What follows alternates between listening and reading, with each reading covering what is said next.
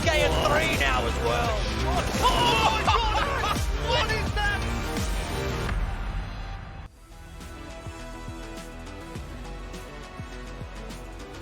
Getting deep into Split 2 now here in ANZ Champs. It's day 3 of Split 2. I'm Elfish Guy and Pilly here with me.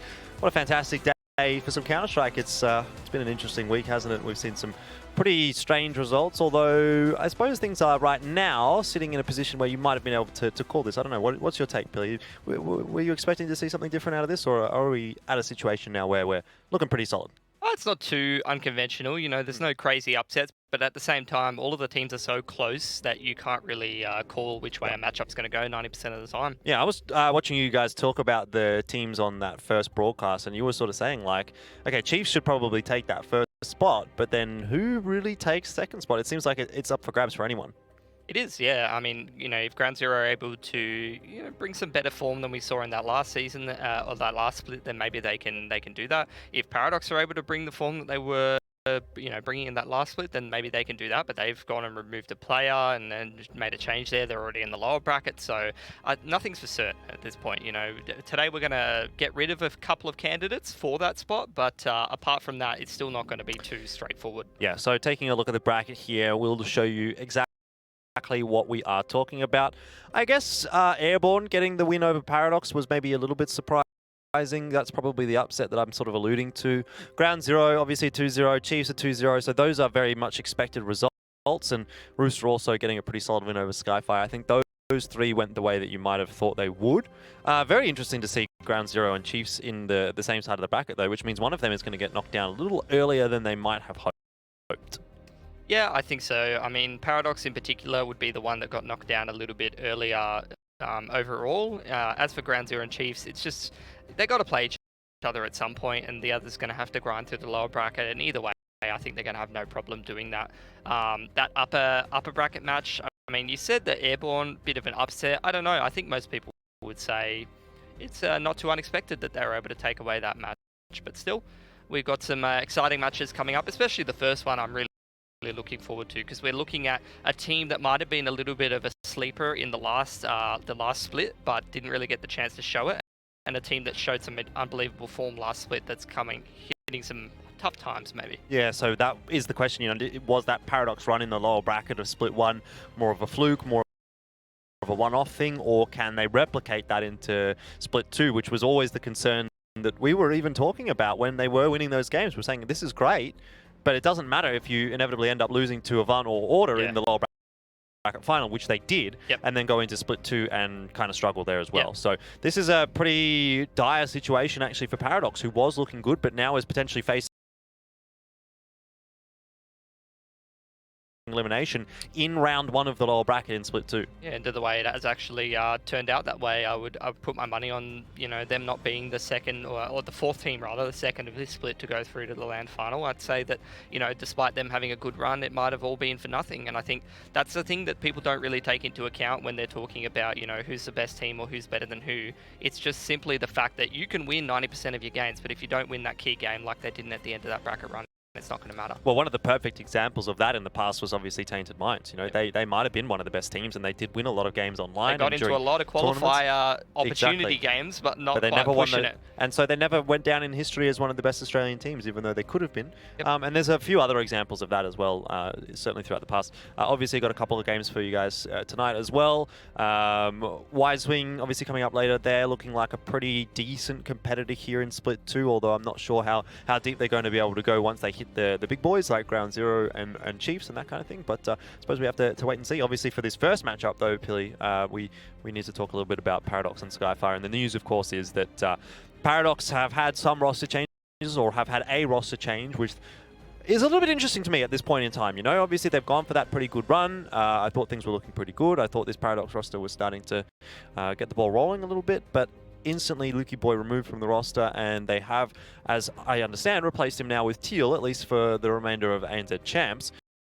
Whether or not that is going to be something that continues, I don't know, but this is the roster as it stands. What's your thoughts on that? Because that doesn't seem like a direct sub for me. Yeah, it's not a direct role replacement for sure. Teal's probably more of of a fragger rather than a supportive player by all accounts. Most people would agree with that, I think. I think you're probably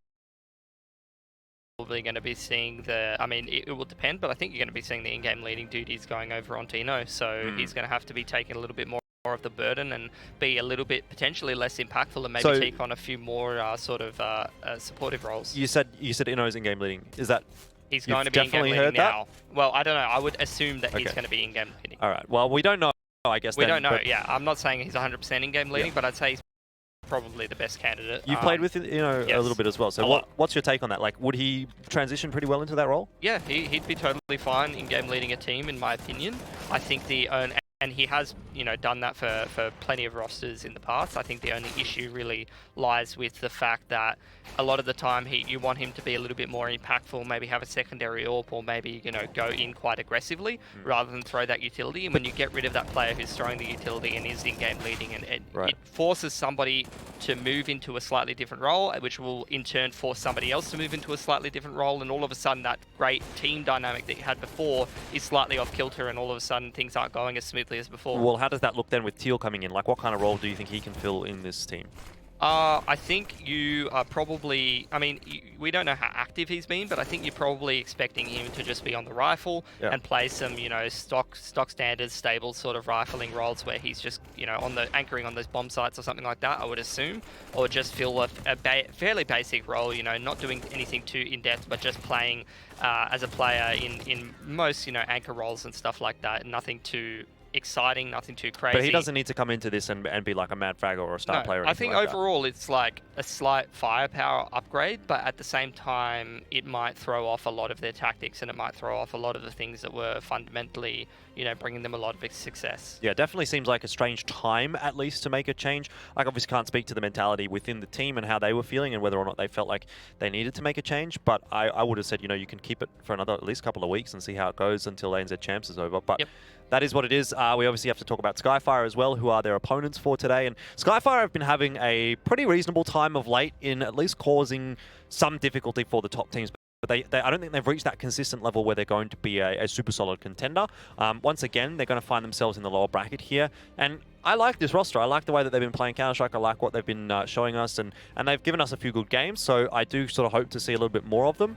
But I don't know that this is going to be their season. What do you think? I don't think it's going to be their season. I think the other day, the game that I watched of them playing Rooster pretty much said it all. They seem very well prepared on Inferno, and they seemed like they had all their tactics in place, and they were sort of playing quite a good game, and they still weren't able to get that one across the line against the superior firepower of Rooster, and then they move on to a map that they might be a little less comfortable with, a little less well prepared, and they get absolutely demolished. So I think it's going to be a case of whether Skyfire can get maps that they're comfortable on, which we'll get to the video in a minute, but I think they should be able to get maps that they're fairly happy with in this matchup. And whether they're going to be well prepared for whatever the other team's throwing at them, and they're going to be able to play their game. Yeah, definitely. It seems to me like a team that if they stuck around a little while, could definitely be a solid sort of contender. I'm not going to say they're going to be able to do something genuine-esque, because that sort of seems like a 1 in a million kind of a situation. And to be honest, for genuine, for that roster, it did take quite a while before they sort of started to push the issue a little bit. Like 2 years Yeah, plus. exactly. So, I don't know. Are you going to see Skyfire stick around for 2 years plus? I suppose for the core, at least, they were bizarre last year, so they're maybe already 6 to 12 months into the tenure of at least the core roster. And you can maybe give them some props for that. But yeah, I definitely like to see more from this Skyfire team. That, for me, is really the main takeaway. It's just going to be a case of time and waiting to see whether or not they're going to be able to hit those levels that we would like to see from them, or whether they're going to just be one of those teams that's sort of forever middle of the pack. Yeah, at the moment, they're just hard middle of the pack. They qualified for Rio. They qualified for ANZ Champs here. They're playing an MDL. They didn't qualify for Rio. They qualified for the qualifier. Qualify for Rio. Let's just put that there. Anyway, you know what I mean. There's only I do. But that doesn't mean everyone else knows. There's only ever one team that makes it there, and it's not going to be Skyfire. I think that should be fairly obvious. If you think that maybe I meant that Skyfire's go to like a minor or a major or something like that, you probably need your head looked at, or you don't know what you're talking about. Yeah. But end of the day, I think, look, they've had all these opportunities. They've been playing against the top teams a couple of times and some pretty good teams. Where's the improvement? So next season, they need to come back and they need to do better. Or they need to look better than they did before. They need to learn some lessons. They need to improve based on the opportunities that they've been given.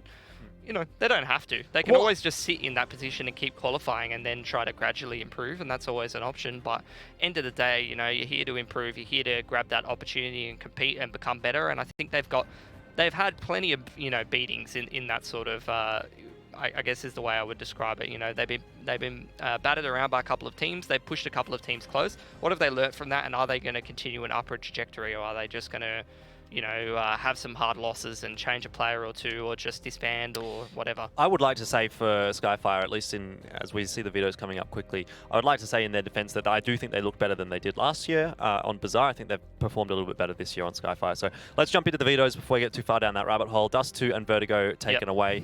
Not a huge surprise to see Vertigo taken away against a team like Skyfire. We know that they do like to play it. Overpass comes out as the first pick for Skyfire. Yeah, I think they've... I don't think this is a good pick. Just going to put it that way. They didn't play well against Rooster the other day on it. They did look completely lost, and I know that this is a map that Paradox can play to some decent amount. So I think that that's going to be a bit of an up-in-the-air pick. I think if you're Skyfire, you've got to be feeling very confident in yourselves and in your overpass after you just got 16-1'd on the map, that it is a good pick and that you are confident on that map against Paradox. Because Paradox, it's, you know, they have a fairly narrow map pool. Overpass is on the fringe. It's like their 4th or 5th best map probably, behind Inferno, Dust 2 and Mirage. So that's going to be an interesting one. Then straight into the Mirage pick for Paradox. You'd expect that to be a fairly straightforward one for them. And then third map's got to be Train or or Inferno rather. So yeah, there you go. I'm not surprised at all by this veto. The most surprising thing by far is the fact that it's the Overpass pick rather than a Train. I would have probably preferred the way that Skyfire were looking against Order for them to try and pick Train against Paradox here rather than Overpass, a map that they looked pretty bad on the other night. So, you know, obviously there's going to be a reason for that. Either they're going to prove me wrong and they're going to look like, oh, maybe that was an off game or something like that, or just, you know, bad morale or whatever, or they're going to get absolutely hammered on it. Yeah, importantly, what I will say is that Dust 2 is not part of the map. And that's obviously great for Skyfire here, because they did play Paradox on that map in the open qualifiers, and they got 16-8, a loss, obviously. So that was not obviously what they were looking for there. Yes, to be fair, it was at the end of a big day of Counterstrike when they had played, I don't know, since 9 AM, and I think it was about 10 PM or 9 PM or something pretty late. They've been playing all day, so you could give them some credit for that. But yeah, I'd like to see that one being taken away by Skyfire. So at the very least, their veto strategy has changed from the last time that we saw these two teams meet, which means they're sort of thinking about things. But yeah, look, I probably tend to agree with you. I think Train would have been a nice pick there. I've liked the way that Skyfire sort of played on Train, but I still think it's a winnable series for either team here. I mean, we've seen Paradox having a bit of a more difficult run here in Split 2, and the fact that they've made a roster change, so I think this will actually be their first game with Teal, at least as a core member of their roster, so there may be some sort of something going on there where they're going to have to sort of figure things out. And Skyfire, they're the kind of team that sort of can show up on any given day. You know, we don't know whether we're going to see the good Skyfire, the bad Skyfire. For me, it's a case of consistency for this roster, and if they can show up and play the way that they did against Order at the very start of Split 1, then I definitely think they can beat Paradox. Yeah, look, they're a team that's like, they only operate well in ideal circumstances kind of thing. If they get rolling and their strats are working and all that kind of stuff, then they're going to be able to actually put up a fight and potentially even win a series that they shouldn't be able to win. But if things start to go wrong for them, that's where they're not going to look competitive at all, and they're really going to have some massive weaknesses showing and stuff like that. Honestly, I personally was feeling that if Skyfire picked Train in this series, I was going to predict them to win. But with the Overpass pick, you know, if things don't go well on this map, I don't think that they're going to be coming away with this series, even with Paradox looking a little bit shaky lately. But I guess we will see. It's a pretty close one to call. It's going to be pretty hard to predict, and a lot of it's going to come down to factors that you can't possibly know, like how does Teal perform in this Paradox roster? Can they still, you know, have that in-game leadership as strong as before? There's just too many question marks in this series to be able to reliably predict it. Yeah. I am going to go with Paradox, though, I reckon. What about you, Jordan? I probably, like I said, it's probably a 50-50 as far as I'm concerned. If I had to throw my hat in the ring, I am going to go with Paradox, I'd say though, I reckon. What generally about you, I expect Paradox to be a bit of a stronger roster, at least more consistent. Like I said, it's probably a 50-50, though I do think so. If I had to throw my hat in the ring, I am going to go with Paradox. I'd say generally I expect Paradox to be a bit of a stronger roster, at least as well. Like I said, it's probably a 50-50, we'll see how we go. I do think so. If I had to throw my hat in the ring, I am going to go with Paradox. I'd say generally I expect Paradox to be a bit of a stronger score lost, so at least well. Like I said, it's maybe but we'll see how it goes. I'm going to go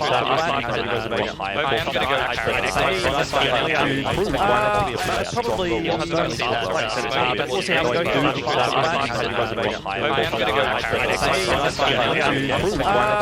Probably but we'll see how it goes.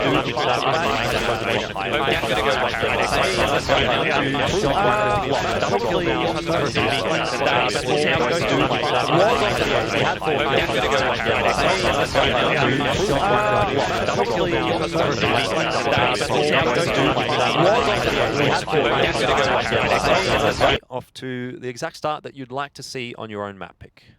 Absolutely. So, I mean, like I said before, Skyfire is the kind of team that they need to get rolling early. They need to be comfortable. They need to be, you know, cruise it along, have their strats going well for them. Just keep that confidence rolling. Make sure all the elements of the system that they like to use are working well. So far, so good. Pistol round, they're able to buy up as well. You know, it's just going to keep dueling, keep fighting. Down goes Badonka. Yeah, just trying to get a bit of room there, maybe for Badonka, who doesn't really get too much done in the end. Mizzy does cop a scout shot, though, as the smoke pops. Something they can work with, Paradox.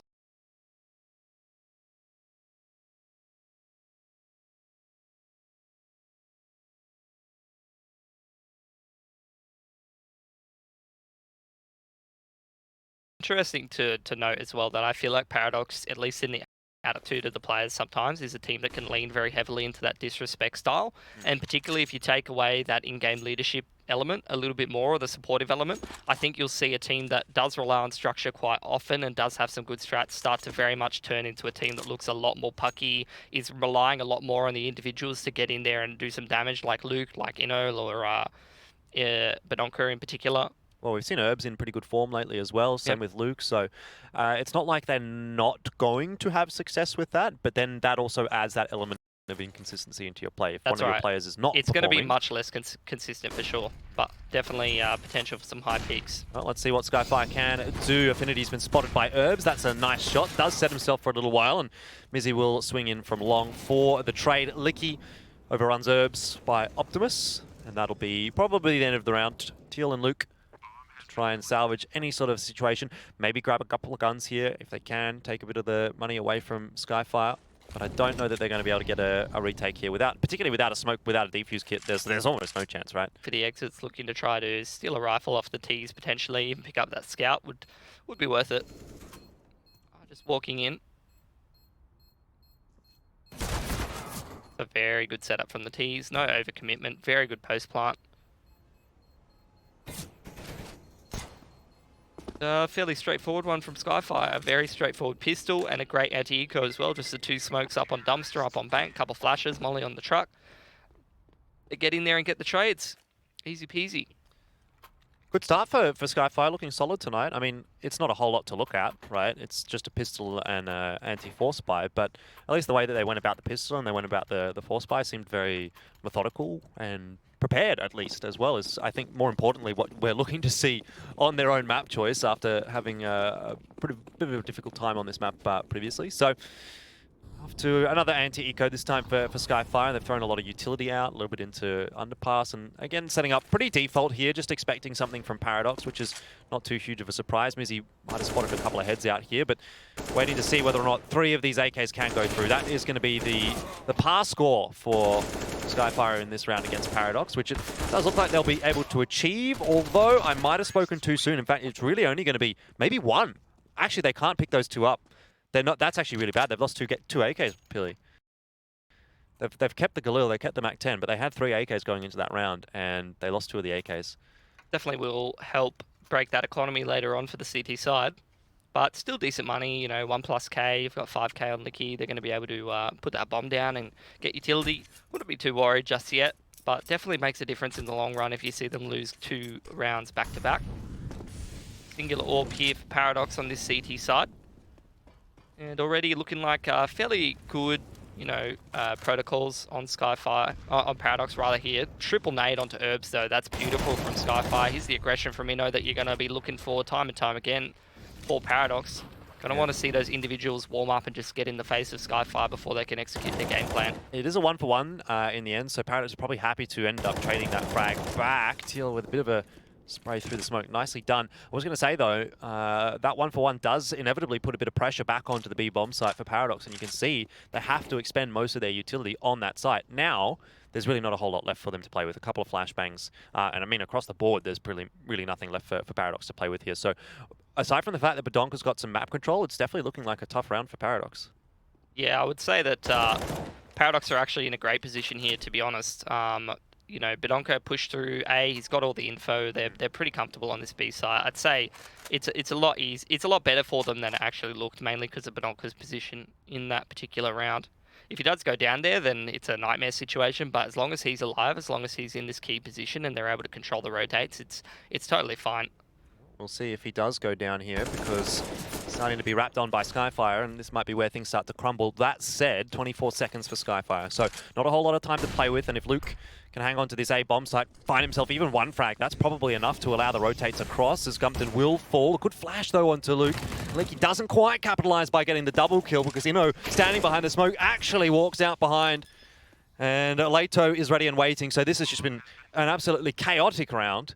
And it falls now to Teal in a 1 versus 2. He will manage to catch Leto. Licky has escaped onto Long. Teal perhaps aware of it as he runs around, doesn't have a smoke here, so he can't just sit on the bomb. Will inevitably be peaked by Licky, and Skyfire does win the round. So, yeah, I mean, you talked about Badonka. I mean, he got that one kill, but unfortunately, not enough for Paradox to win the round. Yeah, I think would have been much better to be positioned over towards Party or just behind Fountain, a little bit out in the open. He wasn't expecting anybody to come through T-spawn that late, but end of the day, Skyfire did what they needed to in that 3-on-4 and got it done. So just, abusing the T-side advantage that they have whenever they're in that small man situations, just setting the pace. That's a nice shot. Does go down 1-for-1, but at the end of the day, a deagle for a Mac 10 and a whole bunch of util. Yep, you're definitely going to take that. Paradox need those kinds of picks as well to just keep Skyfire honest here a little bit. And Luke, he might have a chance to get one, but Mizzy, very, very sharp. And I will say I've been spotting Mizzy in the DM servers a little bit lately. Oh yeah? So I didn't know you were a DMer there, I'm a bit of a DMer. Okay. Yeah. Been pracking a little bit. But yeah, he's hitting it hard every single time I went in, which was, to be fair, not that often. But I think that speaks for it. 2 from 2. Either way, proving its worth, I suppose, as he does get a pretty clean kill onto Luke, Inno, Teal, and Herbs to try and defend. And it is a 2-1 split between the A and the B bomb site.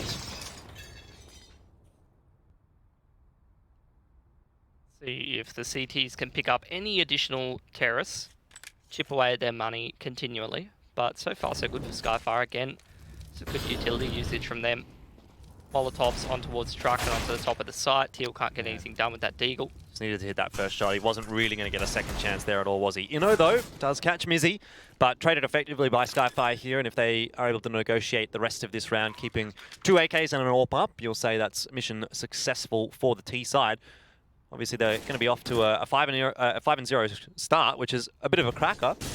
Much better than what we saw from them last time. Which is probably good news for this map of Overpass.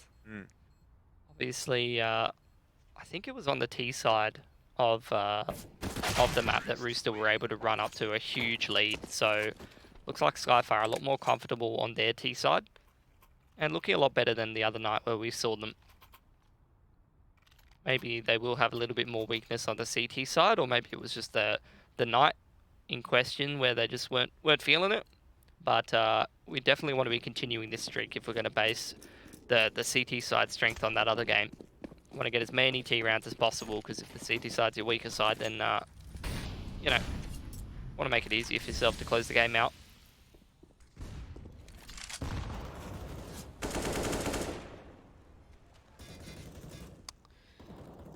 Up again for Luke. The 5 rifles to back it up, just the M4s, which is, I guess, nice to see. There'll be a little push out onto short again. This time it's, as again you did mention, he is liable to make some peaks like that. But I wonder if Skyfire will start to cotton onto it. That's the second gun round now that he has done that. Yeah, haven't really been getting a whole lot out of this aggression. Now they're looking for the boost up towards short B, which against this monster walkout is going to be probably not very good. Well, Teal has some work to do sitting behind the toxic barrels. He's burning alive, jumps up above. No one's dealt with him, and he's actually grabbed two. Herb's helped out, and that's not looking too great at all for Skyfire. You know, and Herb's, though, on the same angle. Maybe Leto can make something happen. Maybe not. 1 to 5 for Paradox. They will pick up the first round as both kills go the way of the CTs. That's big from Teal. If he goes down for free there or doesn't get a whole lot done, then both of those players on the boost could definitely get cooked pretty quickly. But Paradox, it's a good round from them. Good round to come back. 4 players surviving, build up their money a little bit. And, you know, we were talking about it earlier, Jordan, of multiple rounds where Skyfire's been losing a couple of guns, and now it's really caught up to them. They don't have the loss bonus to be able to support losing that last round, and even though they went up 5-0, they're really going to have to scrape the bottom of the bank account to put a buy together here. Yep. That's where losing those guns starts to come into play.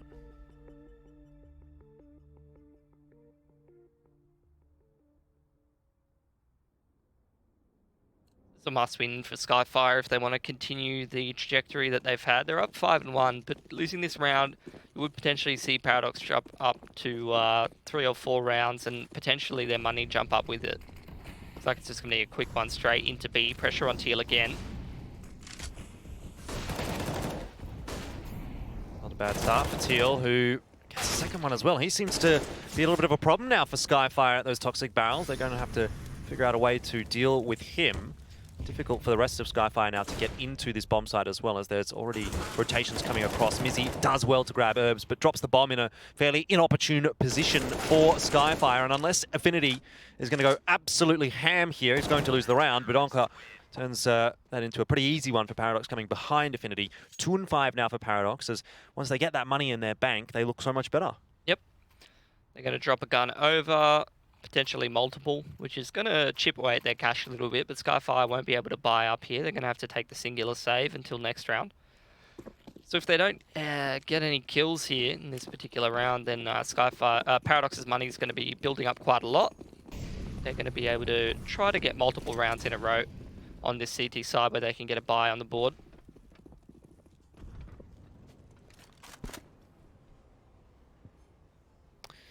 Nice spot for Badonka to play from, and only able to grab the first, but obviously a few T's running in his direction, always going to be a little difficult to deal with. Luke does get flashed off of his line, but continues to challenge with the USP into bathrooms. Will fall to Gumpton with the retrieved M4. In or around the back, though, is going to be the saving grace for Paradox, as he will finish off Mizzy, coming out from Connector. The position of, who was it? It's a nice nade. 8, whose Affinity is behind the CTs right now, so he can essentially just knife Teal. Oh, he's just going to shoot him in the back. Herbs is going to clean him up there. Probably should have waited, to be honest. And now it's all on Leto, but the damage is already done here from Skyfire. 3 guns taken away in this pretty much full eco. You're already happy with that. Now you can buy up again. CT's are going to have to clean out their bank account. AWP wasn't even recovered. That's going to have to be repurchased probably by Teal and dropped over to Luke. No, he's actually going to go to the rifles, so they won't be able to get an AWP now. Could have dropped it over to Luke, but communication probably wasn't there, or they don't want it, one or the other. I mean, I don't know why you wouldn't want it. Nah, you'd always want it. It's 8 rounds in. You'd always want it. Yeah, I was just to say, like, Luke, like, he hasn't really done anything with the AWP so far, but, like, has he been given the opportunity to have any real big kills with it? I don't know. Either way, it seems like a strange decision. But Paradox will have the 5 rifles at the very least. This time Skyfire putting a bit more presence towards upper side of the map, over towards long. They threw a lot of utility over towards B there very early on. Look at this push towards that long pot area. That's a scary time for Gumpton, isn't it, right? Where you don't immediately get the trade, you're thinking, oh, now I have to take a 1-versus-1, and if I lose this, we lose the round pretty much. It is pretty much over at this point. It would take quite a lot for Skyfire to win from this 3v5 position. To be honest, it would probably take a couple of mistakes out of Paradox from this point. They are just going to try and roll into that A bomb site, though, and it's going decently well. Very clean entries. That's first checkbox Yeah, but Herb's able to get the trade back with the boost. Lato a little too slow to swing for the trade there.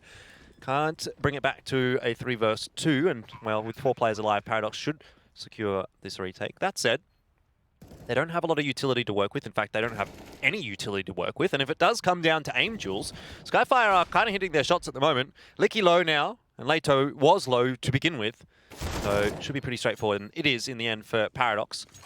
That's 4 in a row now, though. You start to get maybe a little bit concerned here for Skyfire on the T side, or are we feeling okay?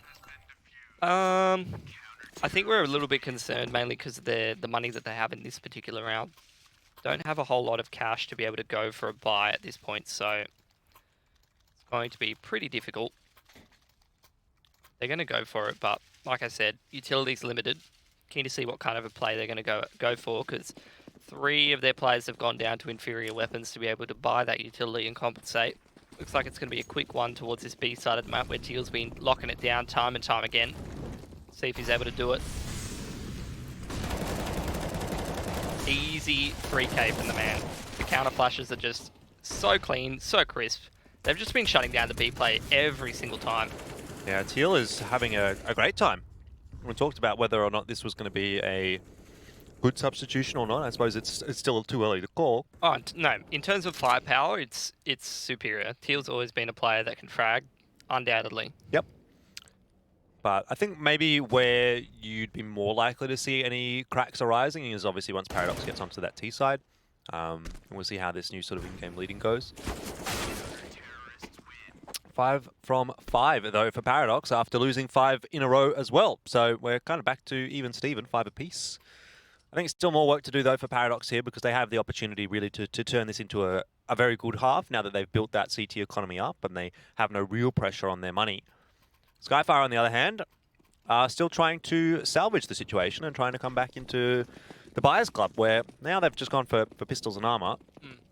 Well, basically it's a total reversal in terms of the triple nade onto the boost again. See if they get herbs. Here's jump spotting. It's beautiful.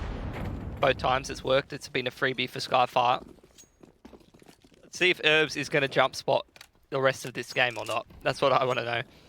End of the day, though, it's a complete reversal in terms of the loss bonus. So now Skyfire pretty much maxing out that loss bonus, whereas Paradox, they can't afford to be losing these guns. They need to be winning as cleanly as possible. So end of the day, $900 invested just to get a free CT killed and have him have to fully reinvest into the next round. That's 10 out of 10. 10 out of 10 investment. A couple of smokes here is going to allow Skyfire to take more control of the map for free. I say for free, but of course they did have to spend that utility. Be tough to challenge Luke here. They do, though, have a few flashes to force him off the line. We'll see if they do end up getting used or if Affinity is just going to peek into this. In the end, he's solo on this A side and he's missed that timing. Luke has just backed away. Don't think he's spotted anyone with these jumps. Now does see Affinity. He's going to post on the line. This is tough for Luke after missing that first shot. He's going to play retake. Beautiful. Kind of have to at this point. Don't want to get overwhelmed by those pistols. They're going to give the site to Skyfire, which will allow the bomb plant. That's the first mission successful for Skyfire. But how much more can they get here? Affinity, here's the AWP shot. Knows that he has the opportunity to find a kill here. Maybe 2. Won't get that.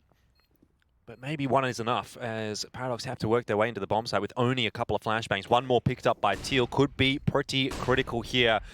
Not a lot of time left to work with for the CT side, and that is a nice shot from Licky. Traded down by Badonka, but with Inno and Badonka so low, this round could well go the way of Skyfire. Mizzy cops some damage, but it's Gumpton to find the kill.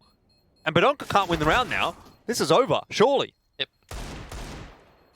He gets off, gets the kill, but he's going to die to the bomb. That is a perfect round for Skyfire. Beautiful. 6th round, and it's fully reset that Paradox economy. They're going to have to spend all of their money buying up into this round. And if they lose it, they've got almost no loss bonus to play with, which means they're going to get reset about as hard as you possibly can. Skyfire now fully buying up, and again, it's weird. They're a team that never uses the Kriegs. Every game I watch of them, they don't buy Kriegs. I don't know how to feel about it. Well, how do you feel about that? Well, good if you're a fan of Paradox. True. And I guess we as president of and vice president of the Luke fan club. That's true. Probably should be excited about that. Not the social media manager, though. We've got one of those on lockdown. Yeah, definitely. That was our first hire. Yeah. Interesting aim duel here for Gumpton, if he continues to push forward. Nice map control for Budonka to be holding on to as well. Usually going to flank at like 30 seconds if you're in a position like that. Now you don't flank at all. Don't need to, but you do get traded down. Still, that's more information for the CTs. So he's going to have to run back and collect the bomb. Time starting to tick away a little bit. 3 versus 4. You're happy right now in the CT position. Yeah, time really ticking down, but we've seen a couple of rounds now where Skyfire last 20, 30 seconds have been able to win a 3-on-4 or a 3-on-3 in very, very quick fashion. Couple nice entries. They've definitely got the utility to make it happen. It's Luke and Herbs here to hold things down. There's the smoke for the bank side. Molotov on top of the site. Affinity looking for this entry and probably should get it as well. Where's Affinity? What? He didn't check. Did not clear the truck. I'm so confused what happened there because I was like waiting for the kill from Affinity and it never came. Guess he just assumed no one was playing truck, or he didn't check it properly, didn't clear it all the way around. 6 apiece. Paradox back into the winner's circle. And Skyfire kind of have to eco now. Yeah, they do. Well, they can buy pistols and armor, but So we only buy a Krieg when it's a hero Krieg, is what I'm getting. Don't know how I feel about that, to be honest. Either way, will be the 4-man boost to put that Krieg up onto the top of the stack. He does actually miss it, so if it feels bad. There you go, he's up on there. Herbs, will this be the 3rd time he gets killed on the jump spot? Not this time, doesn't get one tapped. But he's probably getting pretty sick of this game right now. It's been triple naded twice. Then they try and 4-man boost to kill him. Ino's gone down pushing in short water. So again, another pistol round for Skyfire that has started with a pick. I mean, if they win this round, they're going to hard reset Paradox and potentially just 9-6 this half.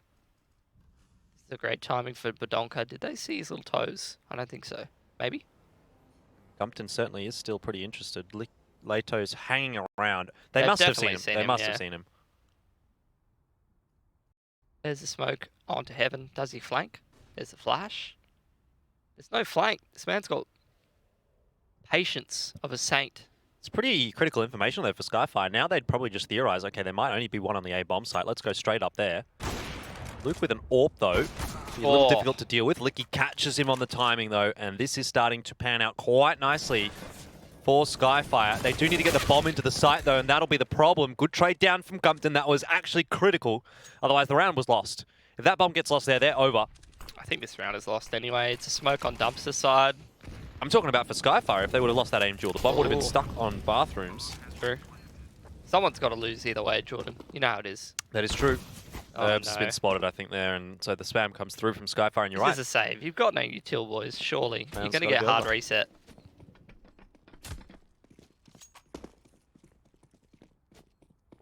Or picked up.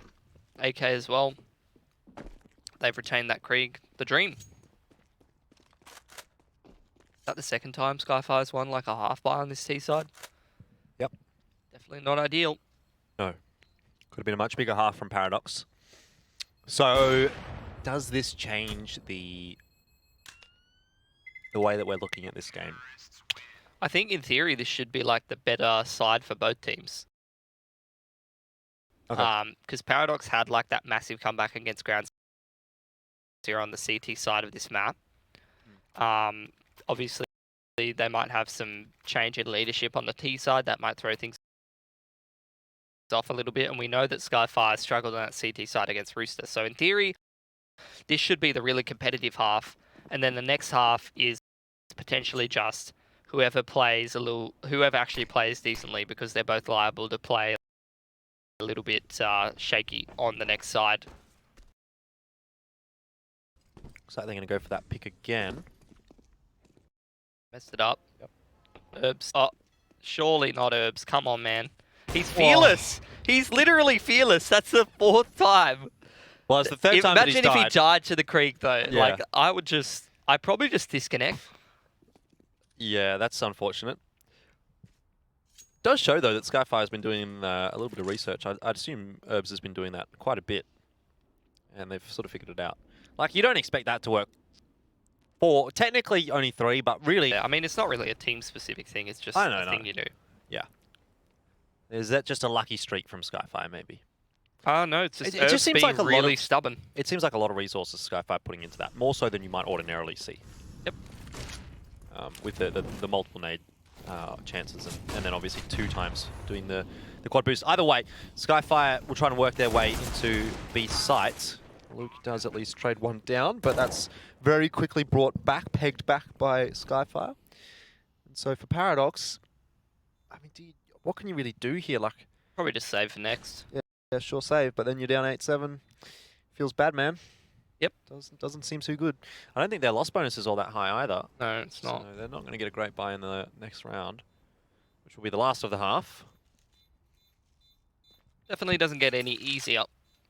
Skyfire's done a good job on this T side, though.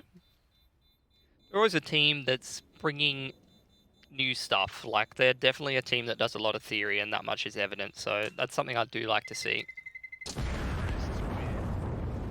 They're being rewarded for their work, obviously, with you know, spots in all the top tier competitions. In this region, at least. Yep. Great shot from Affinity. Hasn't had the AWP in hand too much on the T side, but when he does make an impact with it.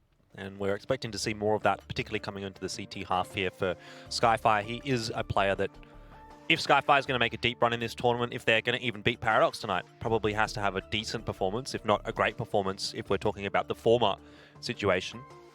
Mirage coming up next as well, Inferno in the pool, so a few maps here for Affinity where he could potentially start to really make the game his own. Tactical pause for Skyfire. That's a coach pause if I've ever seen one. Why is that? Because it's the kind of pause where it's like you just restate the kind of buy that your opponent has, what position you're in, and you go, hey, look, we can get 9 rounds here, and then we're in a great position to close this game out. Let's just stay focused, not go on cruise control too much. Let's make every round count. And then, you know, discuss strats a bit. Well, we'll see whether or not the fruits of the coach's labour, or whoever it was that called the pause, are going to come to the fore in this round. Inno this time is the one that cops the grenade stack, but he wasn't jump spotting. Herbs is close monster this time. Inno survives. So it's nades towards B. Almost every time they've gone heavy towards B, they usually hit that B site. And you're seeing Paradox lean very heavily towards the B side of the map. Is this now a little bit of mind games from Skyfire in that they've done that so much and then they've gone B, but now they're not going B? They've heavily conditioned Paradox to play in a certain way, and they know that Paradox has been relying on that flank and Badonka to get a lot of info on this side of the map. And with the approach that Skyfire is doing right now, he should be a free kill, essentially. Unless he's able to make magic happen with that MP9, he should just go down for free here, and then in that 4-on-5, it should be fairly straightforward for Skyfire to win. I mean, they were certainly looking for him, weren't they? Yep. They were going very slowly, checking every single angle. That's great. Great work from Skyfire. Really heads up play on the T side. You know, doesn't quite catch the timing there either on Gumpton. Affinity will fall, but Gumpton's going to be able to push forward here on long if that's what he wants. He hasn't been seen by Inno just yet. Rest of them work their way towards A as well. Yeah, I think they're just lining up their utility for this A take again. 20 seconds to go. There's been 2 rotations, both Herbs and Ekal are already here. Well, sometimes you can't do too much about brilliance, and Inno does hit a pretty brilliant headshot, but Gumpton comes for the trade and also catches Herbs. So looks like it's all good in the hood for Skyfire. Teal a little too late on the rotate behind to deny the bomb plant, and will fall to Licky, who's ready and waiting. It's just Luke with just an eagle. And it looks like 9-6 will be the scoreline at the end of the half. Still pretty close game so far. Probably won't be able to tell too much who's going to come away with this map or even this series. But it's good to see Skyfire. Looks like all things are going well for them. The game plan's working. They're trusting the calls. You know, they're all looking pretty switched on. So this is definitely not a map, not a series that they want to be losing. You know, there's no autopilot. They're just straight into the thick of things. 9-6 at the end of the half. I'd say, yeah, you'd definitely take that if you're Skyfire. For Paradox, bit of work to be done, moving especially onto the T side, which, as you already alluded to, was a little bit of a struggle for them against Ground Zero. Now, definitely a different opponent in Skyfire than Ground Zero, but I'd say at the moment I'm leaning pretty heavily onto Skyfire to potentially win this map. Yeah, I would think so as well when it's their map pick, so they should be feeling pretty confident, especially after 9 rounds. Keeping an eye on the Western Union spend tracker. Looks like Gumpton is the one that has spent the most or earned the most, I should say. Mizzy is the one that has spent the most. So that's pretty interesting to see. 44,000 in the half. That's a lot of money to be spending on the T side as well, I feel like. But I guess we'll keep an eye on that as the rest of the season progresses. And maybe get a bit of an idea of who's spending a lot and who's not spending a lot. Either way, into the pistol round, Licky and Affinity have started off very well for Skyfire. That pistol round definitely is now on that CT side. Getting off to a start like that is going to be rough to deal with for Paradox. Definitely is. So now every kill that he does get from here definitely helps the bank account in the future. Waiting for any of the CTs to over-aggress. Still got a smoke flash. Honestly, would it be the worst thing in the world to just take a... will be just looking for an extra kill. Just the extra $300 in the bank account. Has a smoke and a flash as well, which obviously hasn't been given the opportunity. Like, you know, soft anti-strat sort of pistol. Yep. Set up Stacking in a couple con. of players. Yep. Easy peasy.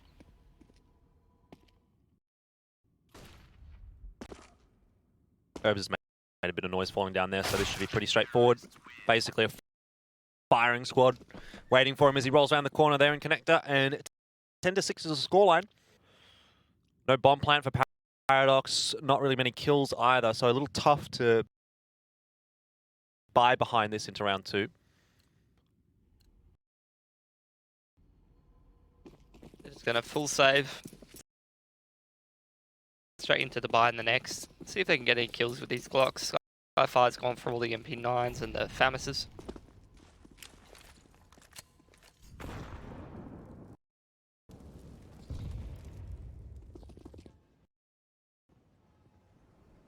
Infinity's in a pretty ball towards bathroom side from the CTs, which I'd say would be a decent setup to deal with these Glock players.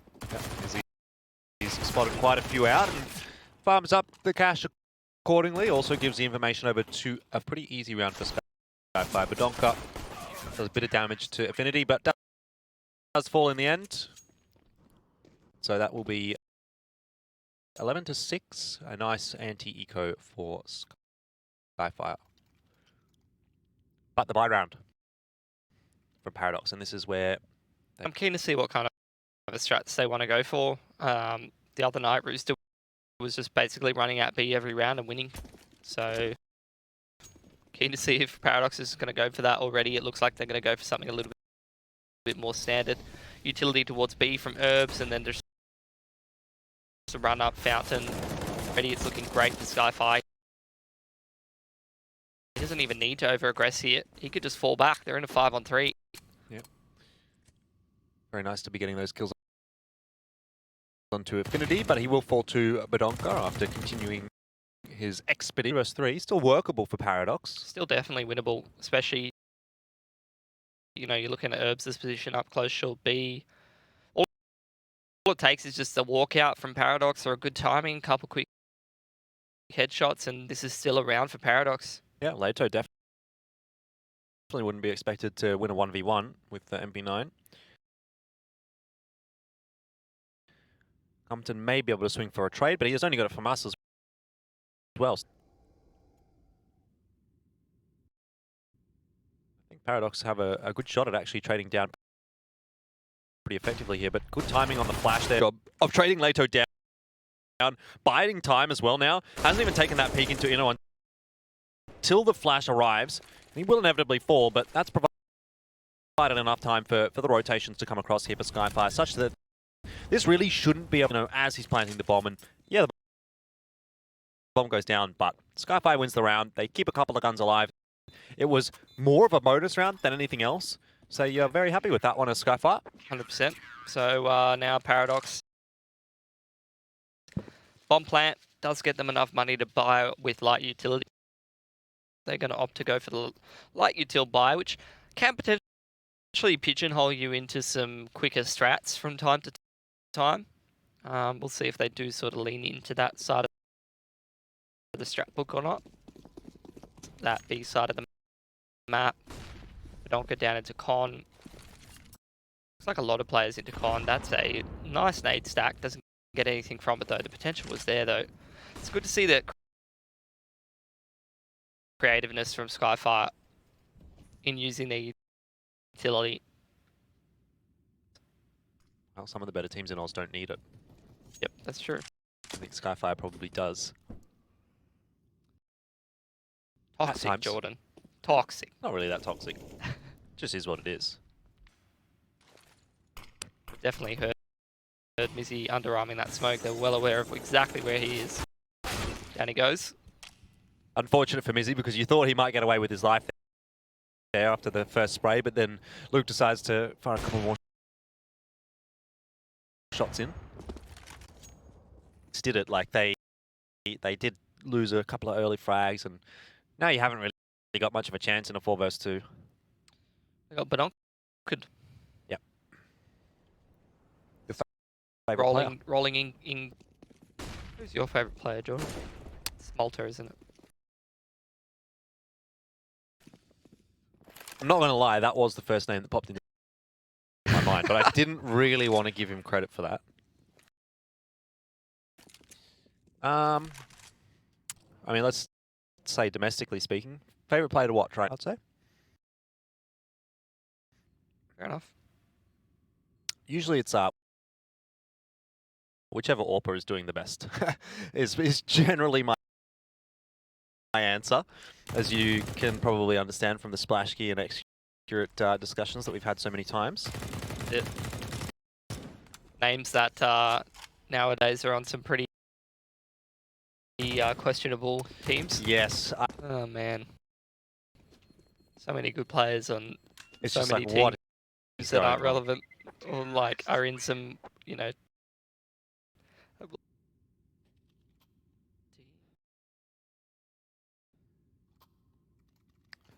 Danny G. Danny G probably should be in the. Did he? Yeah. He changed it to Mac. Well, he's definitely in my bad books then. That was very neat writing as well, by the way, MC. I'm very impressed, actually. When I try to write on the map, it comes out pretty bad. Look, honestly, what happened was I was put onto a keyboard before someone put a pen in my hand, so yeah, that probably cooks your handwriting pretty bad. No, my handwriting was always bad. Didn't get my pen license until after, 6 months after everyone else, because my writing was too messy. So pencil without a pen? Yeah. Really? Maybe that's just how your brain got over that whole debacle. Yeah, it's like it's okay. Who needs a pen? I was a pacer guy, not a pencil. A pacer. Pacer, yeah. Click, click. A little bit more Funny that the word pacer has like 3 or 4 different meanings. Yeah. English is such a stupid language. It is. Try to explain that to people from overseas that pacer means walking around. Yeah. It's cooked. Someone who's running at a certain speed during a certain race, or driving at a certain speed to keep the pace. Either way, Paradox starting to work their way pretty nicely through the map. Teal's in a good position here, assuming he doesn't get wrapped on by Affinity. See, the thing is, he's done such a good job of selling this that it's caused the extra rotation, and now the rest of Paradox is straight out B. The problem is the crossfire seems pretty good from Skyfire, all things considered. You say that, but Licky, if he would have gotten the timing right there. And have a look at the wrap from Affinity as well. He should at least get 1 kill. Brings it back. Can he get more? Yes! And Affinity with the AWP in hand doesn't quite win the round for his team, but certainly puts it into a winnable spot now for Licky, who knows that Herbs is behind the pillar, gets the headshot. Herbs down. Going to put them up to 13. Yep. It's a good round to be winning, but like you said, they threw everything at that round, and Paradox can still buy now. Yep. At least they keep the AWP. Great second shot there from Affinity. I really thought he was going to get the job done on his own. What's Teal doing? That's just miscommunication there. That's probably Luke having a whinge after he's died, and then Teal's not really sure where his teammate was shot from, running out of connector, and just goes down. It's unfortunate.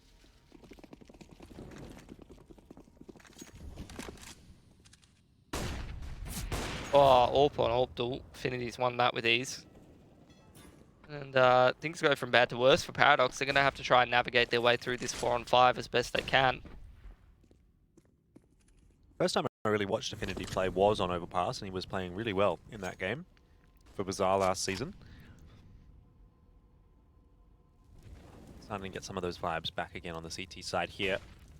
2 nice rounds in a row for him. Obviously, this round's not over, but Skyfire's been given a pretty good start. Paradox is pretty spread out all over the place. They look pretty disjointed right now. Bomb's still in spawn with 1 minute and 5. Well, this is where the question becomes, you know, what's happened with their in-game leading, given the fact that they have replaced Lukey Boy. Are they just going to be a little bit looser today? Yeah. I think already they were on the looser side.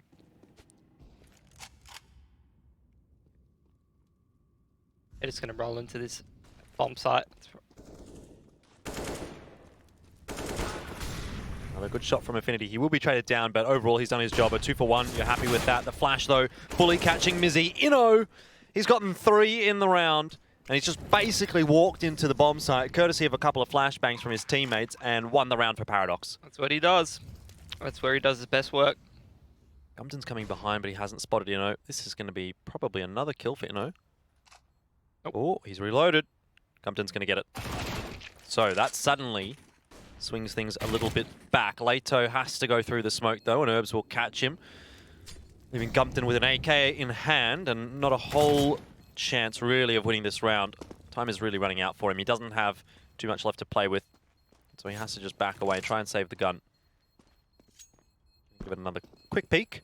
But Paradox will go up to 8, and Skyfire denied their 14th after such a great start. That's going to be a hard reset on Skyfire's money. Only having 1 surviving in the last round means that they're essentially double eco. That gives Paradox in to try and get double digits. Probably will see Skyfire heavily invest in this round, try and win it. That would definitely not be ideal for Paradox, losing a round like this and giving Skyfire 14, and then having Paradox have a little bit shaky money in the next round.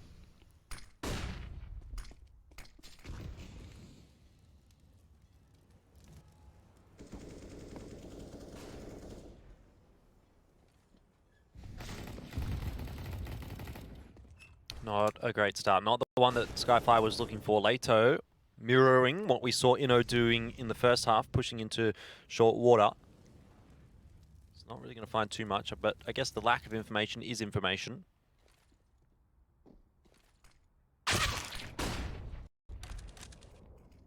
Nice pick from Luke. Things going pretty cruisily for Paradox, which is one of their big ins back into the series, is close this round out cleanly and navigate your way through the next round anti-eco with plenty of players surviving, and all of a sudden you've got a booming economy, 10 rounds, and a chance straight back into the game. Whereas Skyfire, you know, even if they get 2 rounds, you'll still be able to buy, and you still won't have lost yet and can try to fight for OT. Probably best case scenario for Paradox to make the comeback from this position, but there's still no guarantees that they're not going to lose that many guns in this round or in the next. Yeah, well, I mean, you just look at Leto's position and you think he's probably good for 1 from here if someone walks into short water. Paradox, though, do seem to be making their way into A, and so there's no real reason for Badonka to continue with his escapades. He'll return to join the team. I think for Skyfire, you know, they might even just breathe a sigh of relief if they're able to keep this AK alive. Mizzy with the armor and CZ as well. Take that through the next round. Given the way that this round started, there was no chance for them. So to save would not be bad in that context.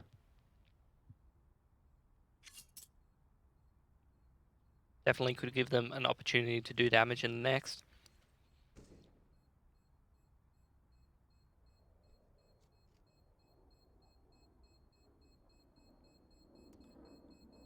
pretty slow-paced game. I think Yeah. Skyfire kind of thrives in slower games a lot of the time. They do run down the clock quite. When Rooster tried to force things and speed things up a lot, they seem to really struggle. Makes sense. Don't want to play into their hands here, Paradox. This round should be okay, though, for them. Unless Licky does something pretty special. Where's he going? Up towards... Never mind. Down towards Connector. Down into Connector. Got some players near him. Yeah, with a chance.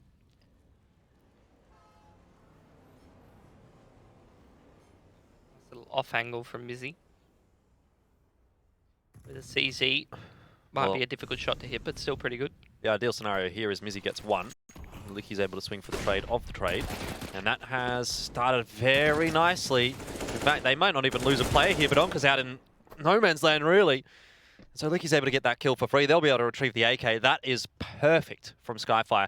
This could potentially be the third pistol buy / eco round that Skyfire wins on this map. Yep.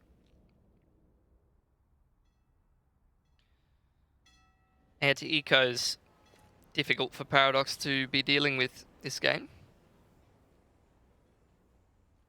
Be a rough angle for Luke as well. Mizzy, oh, he does get the info. Doesn't actually get the kill, though. Just going to prompt Leto to fall off of the site and play from dirty water. A decent trading up from Mizzy. Keeps it at a pretty hefty numbers advantage for Skyfire. The molly down on short, keeping him safe from his right. And he really only has to deal with Luke here. Eventually swings onto Teal.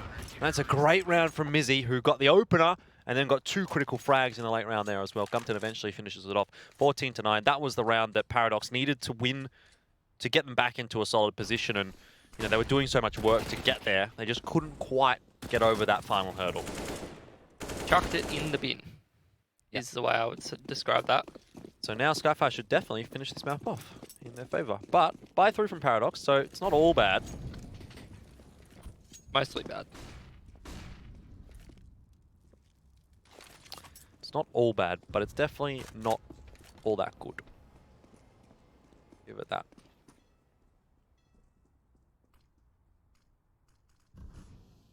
Pretty passive spots from Skyfire in this round. Only plays a little bit forward is obviously Mizzy here. But he has been aggressive towards the front of bathroom a couple of times, and every single time he's kind of got dealt with fairly easily by the T's. Yeah, he's made a bit of noise there as well. Smoke's going to go down. Not really being backed up by any teammates here, so Mizzy is very isolated. Inno, I think, made a footstep as he walked through that smoke as well, so Mizzy's trying to keep an eye on a few angles here.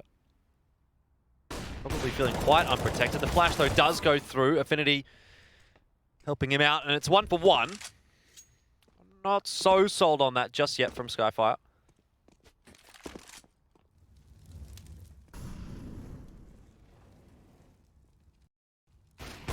Oh.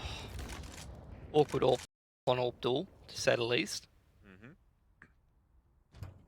It's going to be a truck boost. Nope.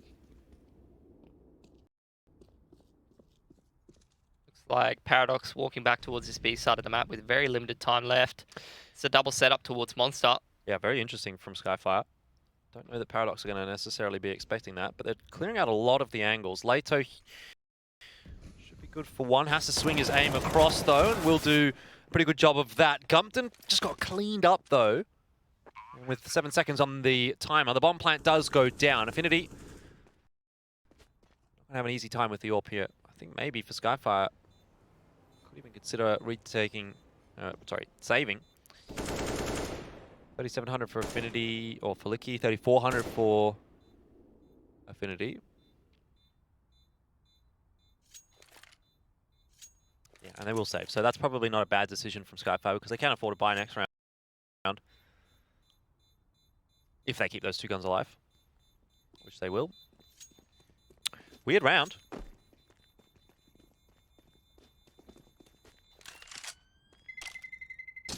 Could have sworn that that setup from Skyfire would have got it done, but Herbs comes barreling around the corner and cleans up Gumpton so quickly that I thought Gumpton was going to be the player with the trade potential, but Leto was the one trading Gumpton, getting smacked in the side of the head. So we're going to get a technical timeout, which gives us some time to have a look at the Western Union spend tracker. 29,200 from a lot of the Paradox players there. And track and transfer all the way to when your money is picked up with Western Union, just like we've tracked the money throughout this half. Pilly?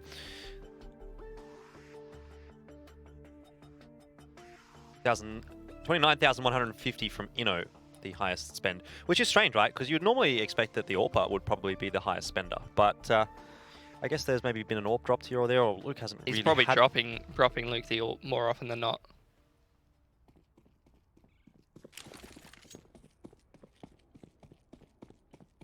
There's the smoke dropped early from CT spawn from Skyfire. Again, Herbs is just that lurk player. Trying a bit of spam, bit of util towards B. Making sure Skyfire don't get too much info. They're going to double walk into short B this round. Badonka's just going through con. Nice little setup on the other side of the map from Skyfire as well. Double towards long. So they're giving up the middle of the map and focusing mostly on the extremities. Meanwhile, Paradox clearing out con and now starting to maneuver their way through bathrooms. As well as just Herbs holding on the flank there. Mizzy ready for the flash. Does he pop out here? Looks like he goes 1 for 1. Will Affinity trade one back though is the question. Luke's posted on A line, but it's not the right line. Oh, 1 HP for Teal. Just hanging on by the skin of his teeth. Badonka does fall. Affinity's doing a great job of keeping Skyfire alive in this round at the moment. If Luke continues to push forward, he'll die. That smoke might fade favorably though for Paradox, and the molly does go. So Infinity will continue to creep forward. He's been spotted now, but Teal very low on HP. All it's going to take is a wallbang. Affinity completely misses. And we're back to 2 versus 3. Pretty decently spaced though. Won't get sprayed down as well.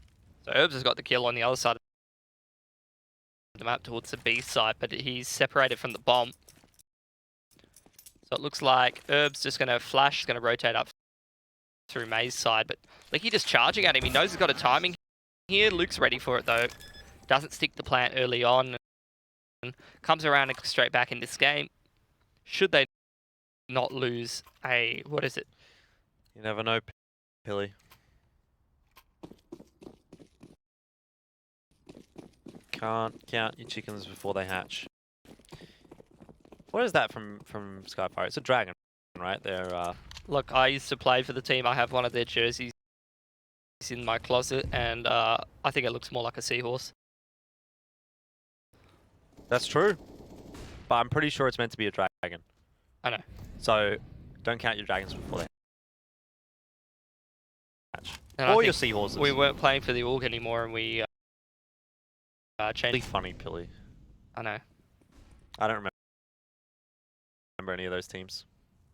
So you wouldn't? That must have been pretty bad. You don't watch CS apart from when you're sitting in this seat right now. Well, that's not strictly true. I have been known to engage in some CS watching when not casting from time to time. One plant's denied. And as you'd expect, Gumpton's on his merry way, having a walk in the park.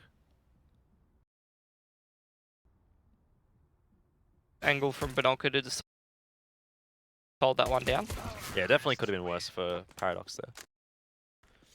I mean, it has been worse multiple times. I think it's Skyfire buy up into this one, obviously.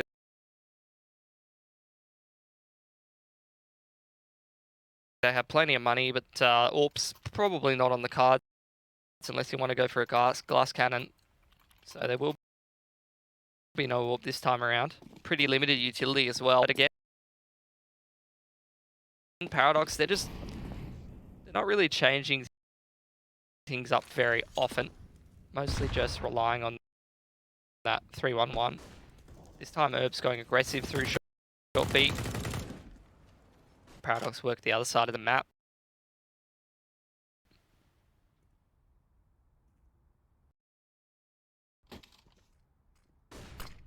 Smoke into toilet. Flash on Con as they start to work their way up. Try to pinch Con and clear it out a little bit. It's good stock standard utility usage from Paradox to start to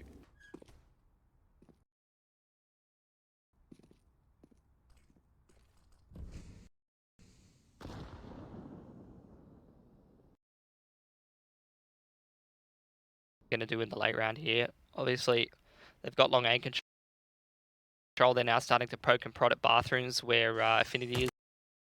I think that player's up towards A because no one's got any utility here, Jordan. This is strictly not good position for the CTs, and the only way they get away with it is if someone multi-frags. Mizzy and Affinity are the names of the game. Affinity only able to... Licky's quick on the rotate though, and with A lot of those low buys on overpass if the T's play a much slower round. You don't have the utility to be able to hold on to in towards the late round. You're going to run into a lot of issues like that. Surprised they're even still it.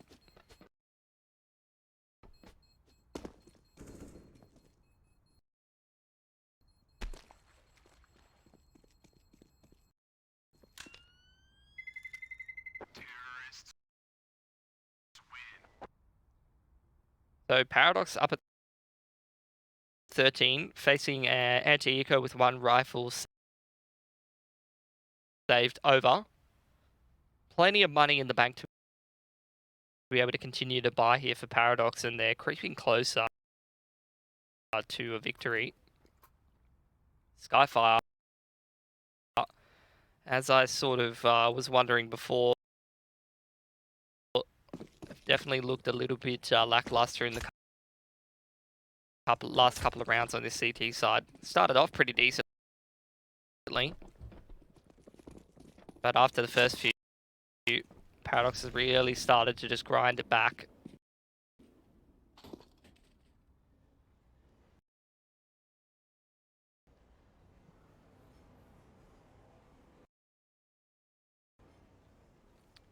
similar to what we saw.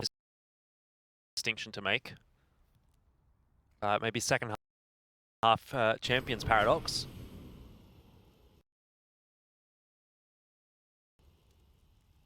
Yeah, like who's if you had to make a guess right now, who's winning Paradox. this map? There. And that definitely would answer my question as to whether or not it swings your opinion. So Paradox have done a really good job of getting their way back in here, and maybe they're toe in front of Skyfire at the moment. Who knows though what could happen in this round. Ino's not going to properly check the angle, so he is going out with by Luke. And not aware though that Mizzy is still creeping up long. So if Mizzy can find the timing, which he can, dangerous territory now for Paradox. With 30 seconds, they're going to have to retreat, and they're going to have to be off to the races here. This is so insane to me. What's happening right now? 2 versus 2. Paradox is just going to have to book it into the A bomb site and get the bomb down. And that's Leto, who can't deny the bomb plant. Like, unbelievable. What is going on in this round? How does Teal survive on 2 HP to get that bomb down? It shouldn't be this much of a struggle. Like, Paradox against these pistols, it's so ridiculous. They look like they can barely put them away. It gets the full gun round easy. Last chance. Skyfire won both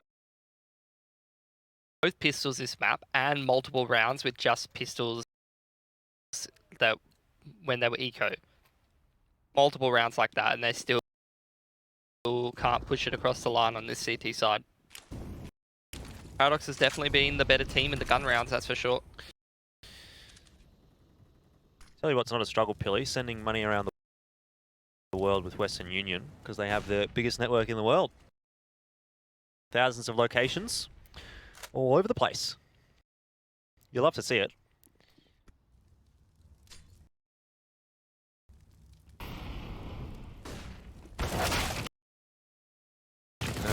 of a struggle for Skyfire here as well, but Leto doubles down and keeps it alive. 3, they would have been into the B site pretty much. Again, though, 2 players close toilets. It's a 3v2 on the B site here, Jordan. All it takes is just that one quick entry, and then you got a 3-on-1 on that B site.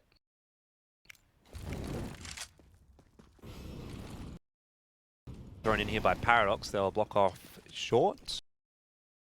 Smoke's going to go down, which will allow Teal to plant the bomb. Leto is checked. There's the entry you're looking for.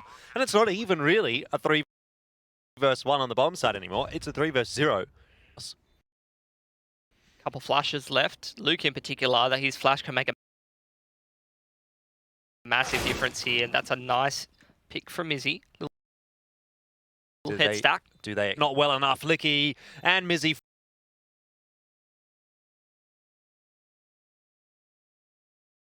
Badonka's gotten 2, and that should surely put Paradox up to 15. Oh, that what? said, Affinity hits a very nice shot, and now it's off to the races. Anybody's game. Badonka gets 3. He's actually had 4 in the round, and, well... Why do people keep bringing that up? I said it once. All I'm saying is, go look at the stats, boys. That's it. Just go look at the stats. Donker, a noob basher, I think he's pretty good. And I was like, MC, here's the stats, mate.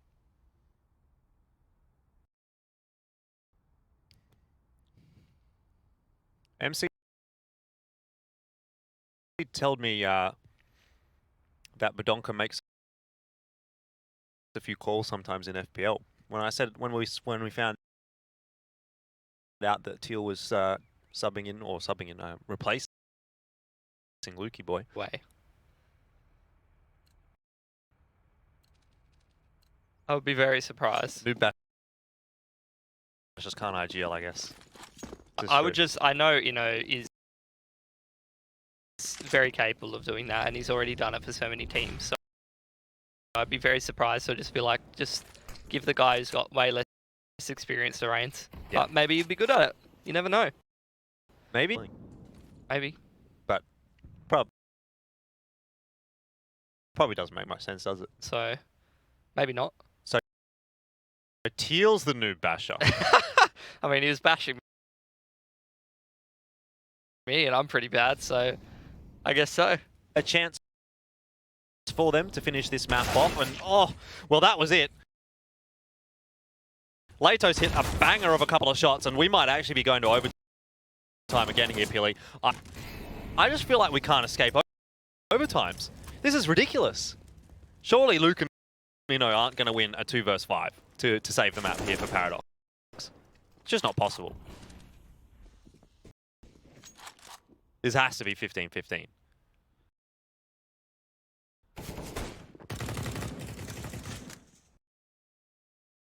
Might be my bias coming in. Bias coming in. Bias caster has potentially cursed Skyfire here. Affinity, though, hitting a good shot, and wow. Good F. All right. Well, we're into overtime now, and we know that the teams get 16k in overtime, Jordan. Which it give you a lot of flexibility. They're sending and receiving options. Did you know that? I did know that, actually.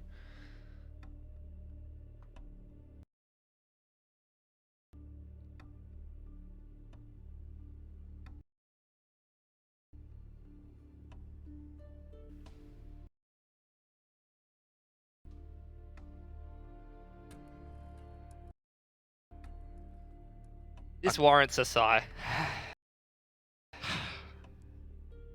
Gonna have to clean the microphone now. You've just infected it. Whose job is that? Mine. Today. Just for anyone that was wondering. Very hygienic here.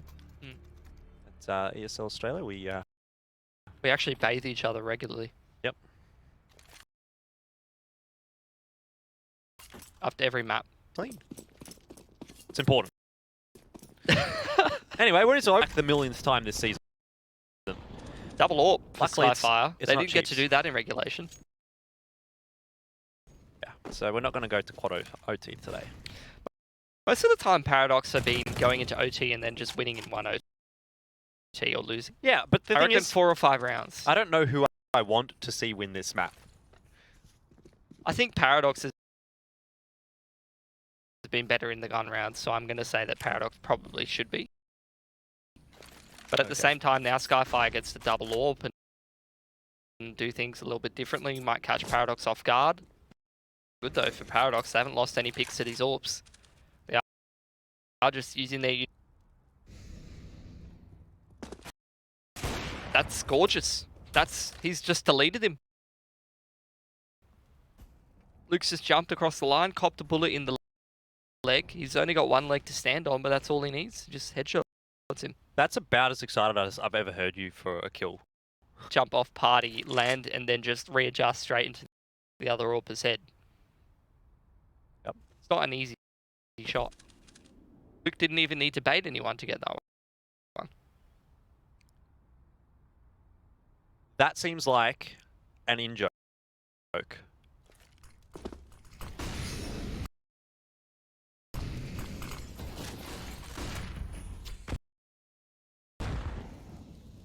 HE need goes Paradox, but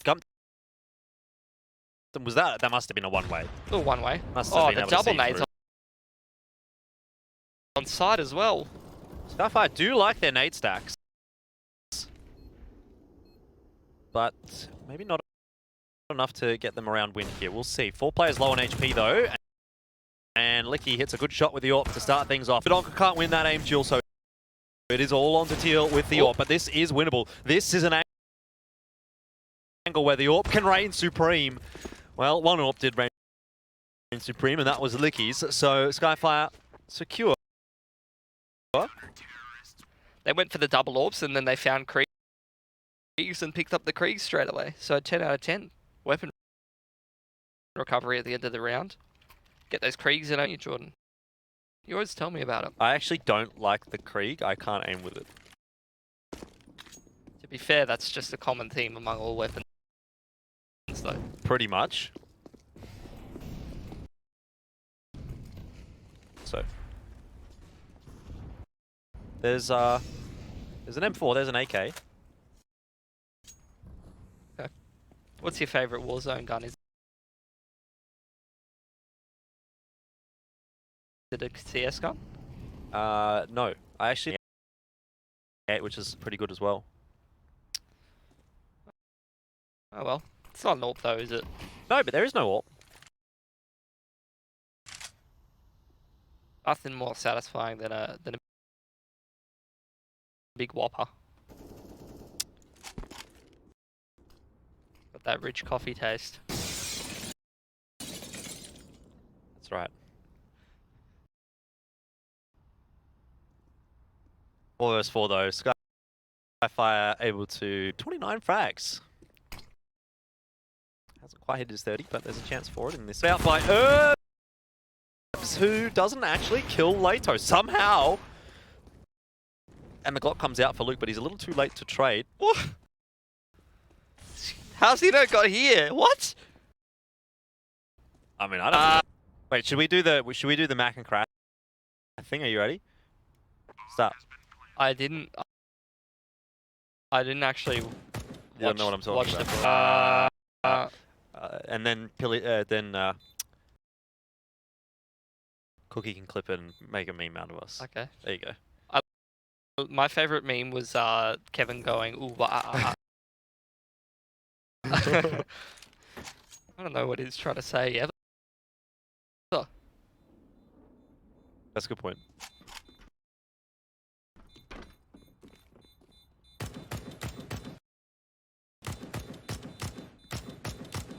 Okay. We get it. What is that? Is that a body? Yep. Why is he shooting it? It's already... Swan dive straight into the water, but that's why...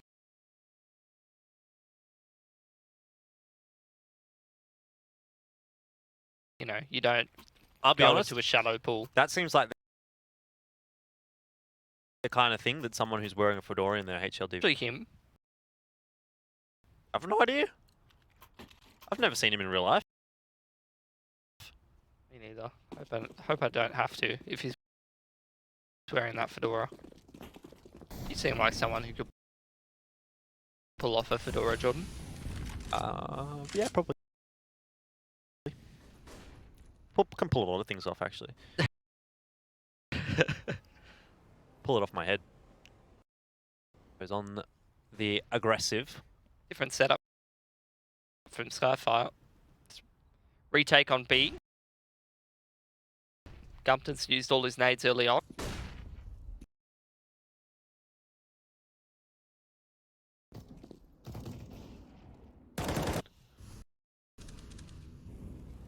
I think this is going very badly for Skyfire, Jordan. Mizzy might be able to turn it around though. He's a sneaky boy. Surely his head's been spotted. Oh, the double dink. Ugh.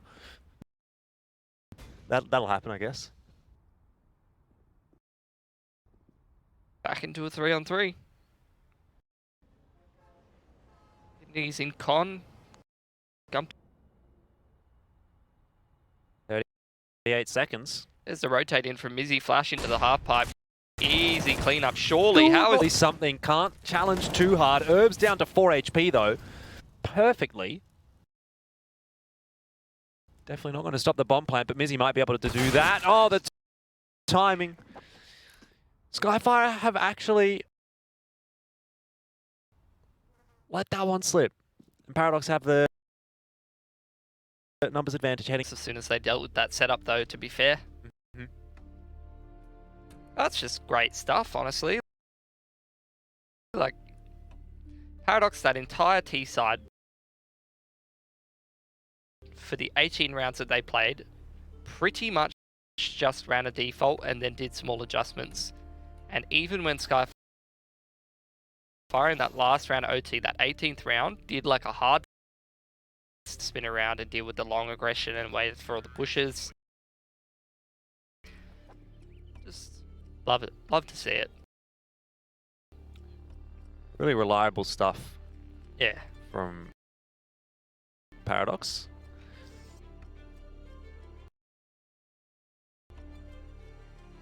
It's like this violence. I do like the violence, yeah.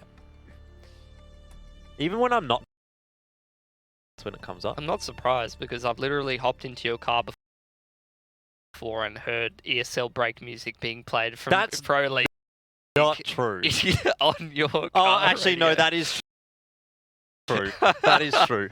That was Hearing it too much over multiple seasons, and then I just hop into Jordan's car and hear it break.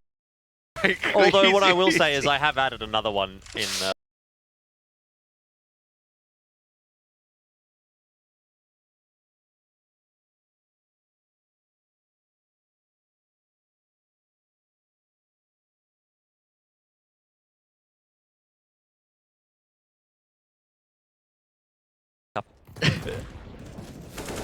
You learn to hate it, and then you learn to love it again. Mhm.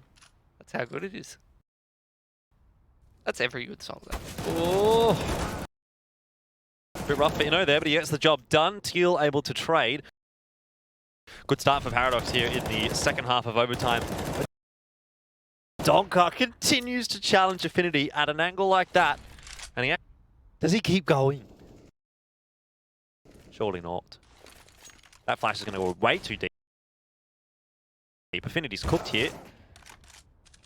Wow. Luke stole the kill. Not fair. 18th round for Paradox. Skyfire, after a good start to this map, again, it's a comeback from Paradox. When are they going to stop? That's what Can't I'm they asking. just win normally? Yeah. Come on, guys.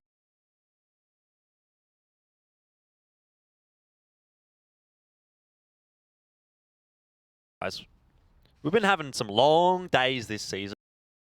And one day I just want to come into the studio and see like a 16-0. But I need to renegotiate. he can purely work more than he has to.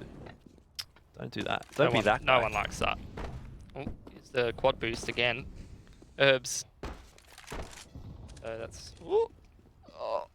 Is it going to happen? No, he's sitting at ABC. Look at him. He knows. there's no pressure or presence anywhere on the map, so there's no reason for him to jump spot that. Plus, they're already 4-stacked towards here, and he's playing that, so no information towards A at all. Luke's just posted on the line, hasn't seen a single thing.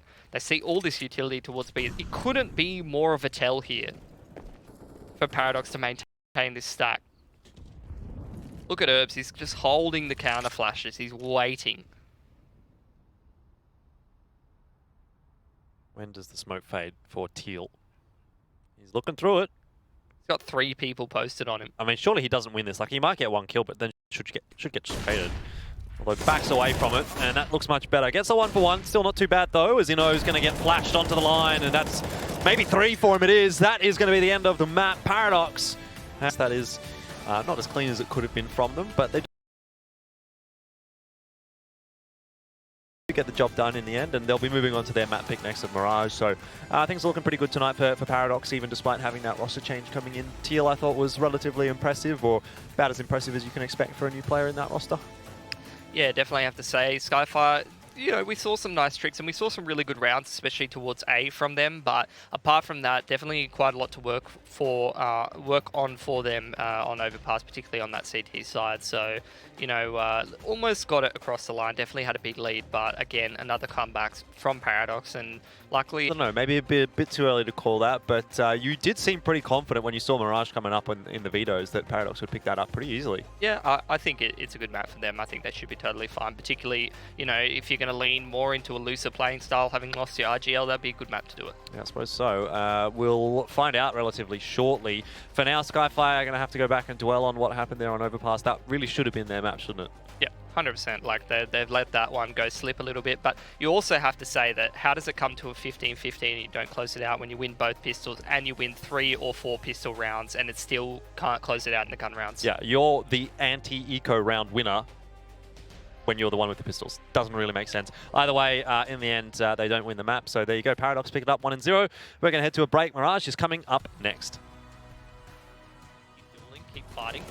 Down goes Badonka. Yeah, just trying. Let's see what Skyfire can do. Affinity's been spotted by up round for Paradox.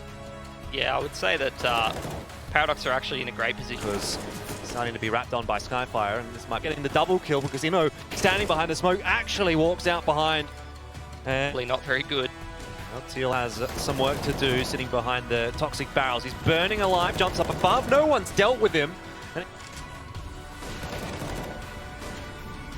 Bad start for Teal, who... Easy 3k from the man. The counter flashes are just... Oh, surely not Herbs. Come on, man. He's fearless. He's literally fearless. That's it.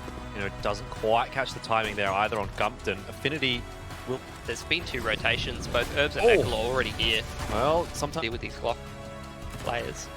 As he's spotted quite a few out. But the wrap from Affinity as well. He should at least get 1 kill. Brings it back. Can he get more? Yes! And Affinity will be traded down, but overall he's done his job. A 2-for-1. You're happy with that. The flash, though, fully catching Mizzy. Ino. 1. Licky's able to swing for the trade off the trade. And that has started very nicely. In fact, they might not even lose a player here, but Onka's out in no man's land. Good for 1. Has to swing his aim across, though, and will do pretty good job. Smoke's going to go down, which will allow Teal to plant the bomb. Leto is checked. Badonka from a similar position. Is this going to be checked?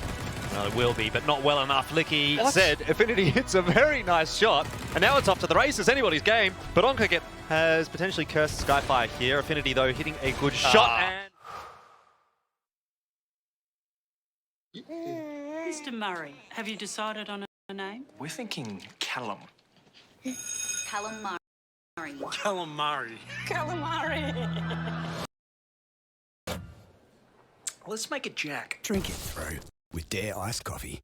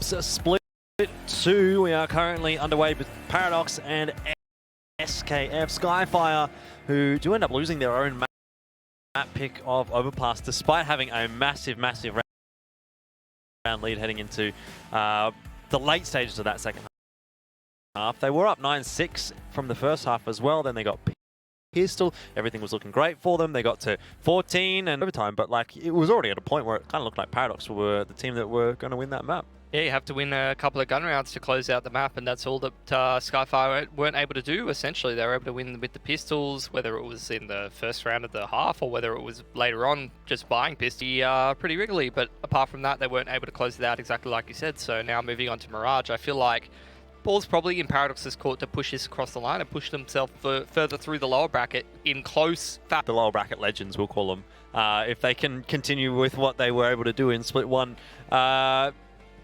Yeah, I mean, it's probably not a great place to be every single round, sort of playing off for what could potentially be your last game in ANZ Champs, which it now is. Like last split, at least you had the fallback of, oh, hey, we can go back into Split 2 and play there. But now this is the last split. This is the last opportunity to make it to ANZ Champs Finals alongside Avant and Order, who did qualify through from Split 1. And for Paradox to be down in that lower bracket so early on in the piece, it just seems like familiar territory for them, unfortunately. Yeah, maybe that's not a bad thing. They made it pretty deep last time, and in theory, they've already beaten the top 2 contenders for the potential 2 spots, the 2 favourites to take those 2 spots. So maybe they can do it again. Chiefs and Ground Zero, obviously, who you're alluding to there for Paradox, who they've already beaten. But, you know, they might not necessarily find it so easy against some of the other teams, as again, we've already seen. That's true. Given that they have been knocked down into the lower bracket. That was by Airborne, who is one of the open qualifier teams that didn't even play in Split 1. So that's a bit of a strange one, isn't it, right? Like that technically, Paradox is technically seed 1 in this bracket right now against seed 8, and they've lost that match. So that would have been almost like what we saw out of Split 1 if Paradox would have beaten Order, because I think that was seed 1 versus seed 8 as well. Yeah, the thing is though that at the end of the day, even though it's 1 versus 8, the matches are also close. Like even 1 versus 8, it's like these teams could beat each other, and we saw that. Yep. So yeah, nothing's guaranteed at the end of the day, apart from the fact that if Paradox... Well, the only thing that's guaranteed is that Paradox is going to give us 30 rounds of CS a map. Yeah, nothing is guaranteed except for the reliability and speed with Western Union. Your cash can be picked up all around the world, 1,000 or more locations. Fantastic, Pilly. Love to have them on board. So we head into Mirage. So many plugs. Can't even blame you though, they're just such a great sponsor, to be honest. Yep. Along with Dare Iced Coffee, of course, another one of our favourites. Yep. I've seen Pilly chucking a sneaky Dare Iced Coffee down his neck when he's casting some ANZ Champs. Something I have been known to do. It's become a bit of a meme. Oh, good luck, have fun. Thanks, MC. Good luck, have fun. Thank you, MC. Very He's even written it in green. Green's my favourite colour. Okay. So he was basically saying it to me. That's all I'm getting from that. You don't need it though. You don't need luck. No, indeed. We will see who is going to need luck after this pistol round and whether or not Skyfire is going to be able to come back into the swing of things. And it's going to be pretty difficult, I think, for Skyfire to retake this bomb site now. 5 versus 4, as the bomb plant does go down. Affinity, though, makes life a little easier. Yeah, decent post plants, not ideal. Allows Skyfire definitely out of market pretty quickly here. Herbs boosted up into a good spot, but it's actually Teal who gets that kill. And so far, the T's definitely dealing with all of these retaking players easy as you like. 4 for 0 in that 4-on-4 situation. And that's going to get Paradox their first pistol of the series on their map pick. What do you got to say about that, Jordan? You have a plug for that? Well, they have the flexibility that Western Union does provide when sending and receiving the funds, which now Paradox also has a lot of flexibility in deciding what kind of buy they can have. True. Because they've got the money from the pistol round. Yep. I'm ready. I'm on the ball. Give me another one. Give me another chance. I'll just do it. I'm not going to tell you when it's coming, but it will be coming. It will be coming. I'm all over it. Like anyway, Paradox are all over the A site. That's right. They are all over the A bomb site. And Skyfire probably don't have much of a chance in this round, let's be honest. No. They can save their guns, though. That would be nice. Keep that economy nice and healthy. You know, he's going to gift the Mac 10 over to Affinity. That's fine. I'm not sure how pleased he's going to be to receive that, to be honest. Yeah. It's like a participation award, essentially. Give out a lot of those in 2020. You ever got a participation award, Jordan? Yeah, not for a long time, though. When I used to play cricket, everyone got a trophy at the end of the season. I have one of those, except he's missing he's meant to be holding a bat, but the hands have snapped off. So it's just... That's unfortunate. He's got no hands. He's just holding out his arms. He's just holding his hands out, like. Yep. Or is he like? What kind of shot is he playing? Is he playing a? Like one of these. That's like a pull shot. Yeah, pull shot. That's a pull shot. You know what, Jordan? He's even more armless than you. I don't Although get he's still got his arms. I don't get it. Handless. No. Look, I gave him my best shot. Comedy's not my strong suit, as you know. I mean, it was pretty funny, but for all the wrong reasons. Yeah.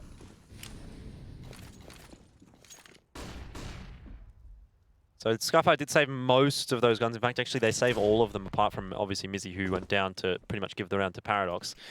Which means they might have a decent chance at this round. 3 stack still towards the B-bomb site. Leto has already grabbed one with the Deagle. They haven't actually spotted any of the other players. Gumpton goes down, and, well, Affinity, he's only able to get one there with the Mac-10. So, could have been so much more for Skyfire, and we've seen them be pretty good with the pistols in this matchup so far, but not today, says Paradox. Yeah, I mean, so far, it seems like Paradox is just holding W in pretty much every round. Keen to see if they're going to do this in the gun rounds or not. A lot of the other games that we saw from them, they do like to go a little slower and go for that mid control, get a player in connector or in ladder, and then just work things into the late round. Like again, smoke top mid, smoke into window. Probably will be a little bit slower of a round. Running their default, and who can blame them? That kind of gameplay is what got them so many rounds in a row on Overpass. Again, it's just a stock standard reliable.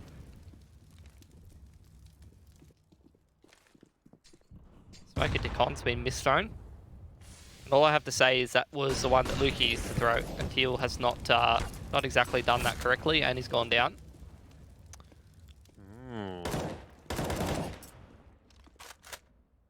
That's strike one for Teal. Look out, mate. Strike one.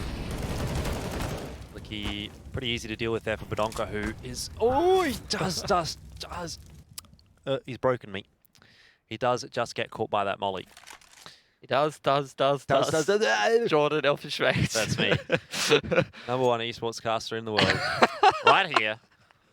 It's like, you know, if you've ever had a record and it had a scratch on it. That's just what happened to me. You're just having a stroke, Just mate. kept going. You're just having a stroke. That's all that's happening. Happens sometimes.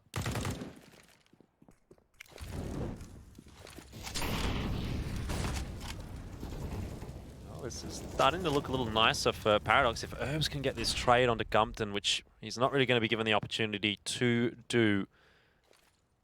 Smoke goes down. What a swing from Herbs. Mizzy's low on HP as well. Has been spotted now as well. This is a free kill for Herbs. He's done so much work. Down to 3 HP now, and he'll continue to look for more. Luke's won the round for them. That's 4-0 for Paradox. That's just a round thrown in the bin there. Yet they were all so low. That should have been easy for Skyfire, and they're all playing so passively and so scared that they're just allowing Paradox to just swing on them. Herbs is just walking around. Having a field day. Should never be allowed to get away with that. Oh. Big nade. It's a donk, but that's not going to scare him from taking the peak. Overall, 1 for 1. It is the pistols for Skyfire, but Badonka was on 50 HP, so I suppose if you're going to lose someone there for Paradox, probably be happy for it to be Badonka. Badonka? For it to be Donka. What if his name's not pronounced Badonka? Maybe it's Bedonka. Maybe it's B Donka. Like B is his first initial. What about Bedonka? Sounded very Thai. I'm not Thai. I'll just let everyone in on that secret straight away. That's like the polite way. That's like the word for being polite. It's like car or carp after you say something. Sure.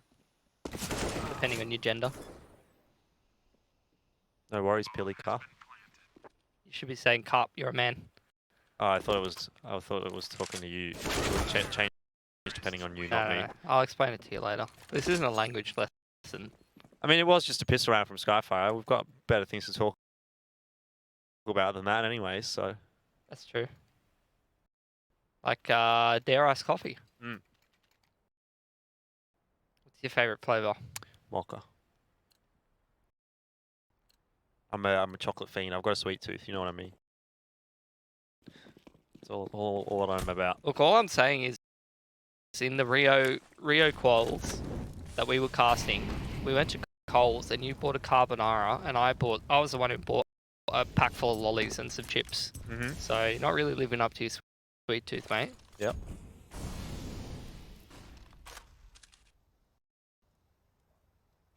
Oh, what a shot. Nice shot from Affinity. First map.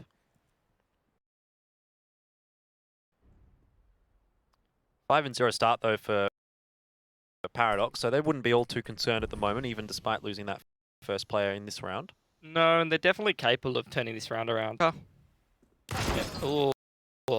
Good shot from Licky. Very sharp.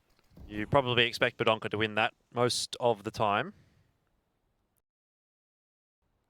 Compton has not been spotted yet either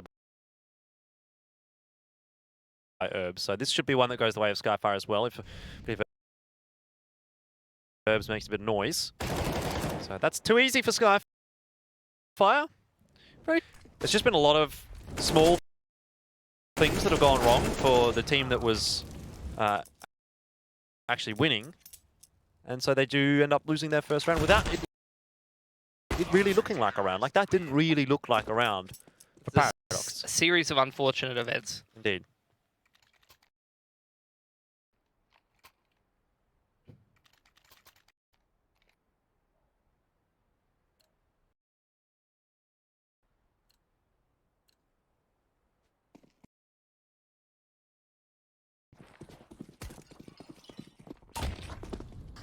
So triple smokes onto mid, like very somebody-esque.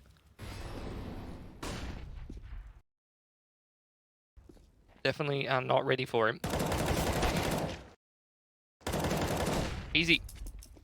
Nice aim, nice little adjustment of the 2K. 3 people now cruising out A from Paradox. This 3 on 5.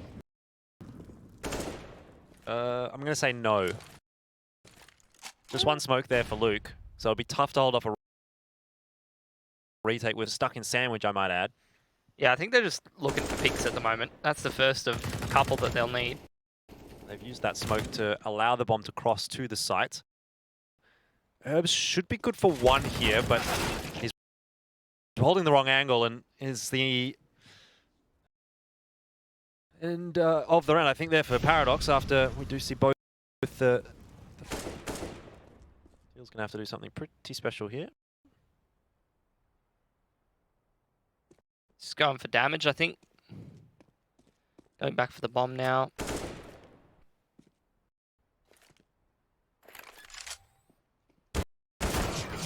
Yeah, if he wins that aim duel, actually, that round starts to become a little interesting if he can then get the bomb down and maybe get one more kill. Got to be, though.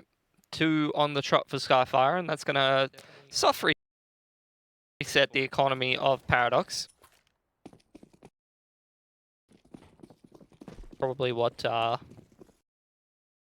Mizzy said when he walked out of that top mid swing. What about Badonka when he runs up A ramp and binks both of the A defenders with a deagle? Never mind. I was lying. Licky and Mizzy doing a good job of holding down this site right now. Doesn't seem the same.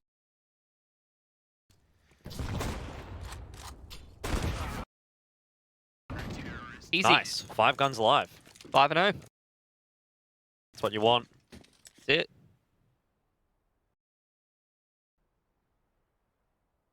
Now Paradox going to buy up.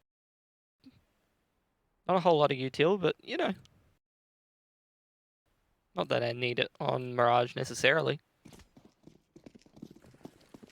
Again, it's just quick smokes into mid here from Skyfire. Paradox actually aren't going to challenge. They're going to go defensive off the back. And there isn't even any... Donker goes down in Pal. Just tries to do it again out onto the A bomb site solo. That's a trend that Paradox, a little bit wary of it. Mid control is there for Paradox though, so they do have those options, the flexibility. Again, that's the connector smoke missed. Wasn't from Teal this time, but the second time it has missed. Gives Mizzy actually a nice angle to sort of work with here. Exactly.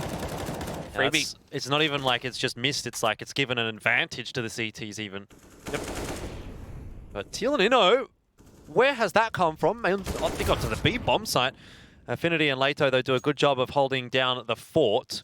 It was in a position where it could have swung back to Paradox there, but all of a sudden it's a 1 versus 3 for Inno.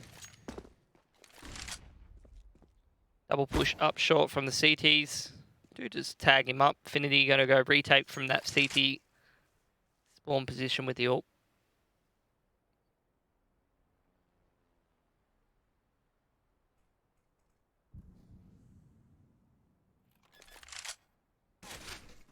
I feel like that's almost a repeat of Teal's round. Trying to do some damage with the 1 versus 3. But either way, Skyfire are sort of coming back into this. I'd say they've already gotten back into it because they've built so much money up with these 4 rounds. 2 rounds in a row now where there was, what, 5 alive? Then there was 3 alive. And I think even the round before that there was 3 alive. So they haven't had any particularly punishing rounds on the CT side yet, or even against the guns that Paradox have had a couple of times. This should be another pretty cheap one, especially if Affinity is going to be able to lock down apartments like that. Will there even be damage here from Skyfire? That's the 15th round in a row that Badonka's got 1 bead at A. Half of them with pistols though. Any cracks starting to show here for Paradox?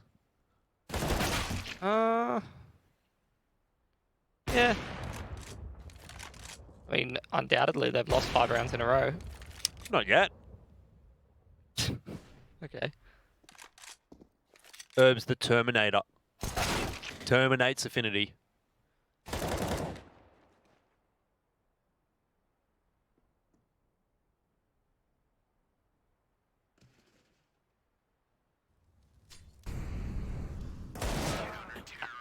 Doesn't terminate Mizzy. No. No. It's all out of termination. He's Yes. been terminated. He has been. 5-5. This happened last map. It did. Other way around though.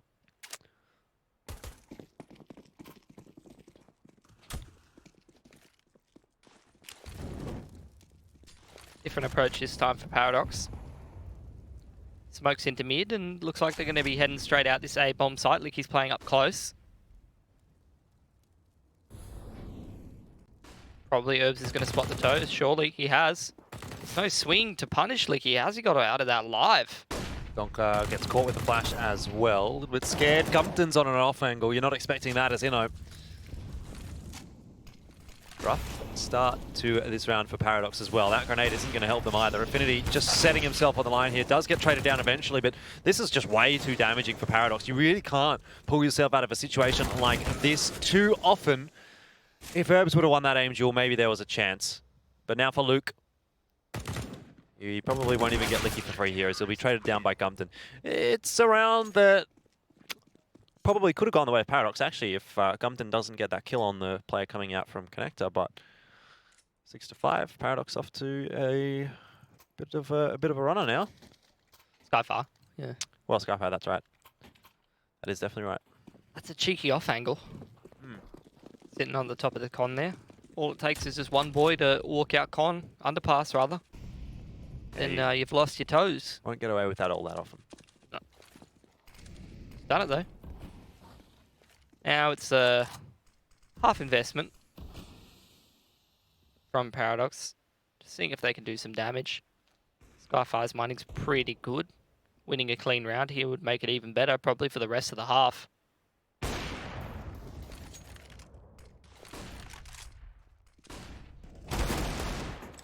Interesting that this is the round they opted to pull the double AWP out when they know they're going up against a half-buy most likely. Oh! He's not hit a single shot there onto Teal. Sometimes the Krieg be like that, Jordan. I know. I'm sure you can relate. I can. I think for me now, the real key here is going to be what can Inno do with that M4. He's got a pretty solid position here. Still in the ladder room, I think, or has he dropped down into window? He has dropped into window. So he can kind of deal with some of these rotates. Teal, What's Teal doing? He's practicing his KZing. You saw a little bit of that on Overpass as well. Ooh. When he ran out of connector into someone who killed him. Bomb plant goes down. Oh, you said Herbs is the Terminator. Oh, Badonka. Badonka with the CZ. Badonka is the Terminator. Never mind. Stop, you're cursing him. Inno's the Terminator. Look at this. They've got no idea he's coming from CT. Got no idea Herbs is coming from mid either. It's a double flank. This might be a little precarious actually for Skyfire. They don't have, oh, they do have a smoke down on the bomb. It's going to be all onto Herbs. Herbs the Terminator. What? That was on his head. Yeah, mate. He's spamming the deagle. It's not completely accurate at That's that not range. fair. That's not fair. Herbs the Terminator has just been robbed of a kill. You've robbed him just by calling him that. I'm gonna- Anything, you've done the robbery. I'm going to terminate you in a sec. Please don't. Do you have the power to do that, actually?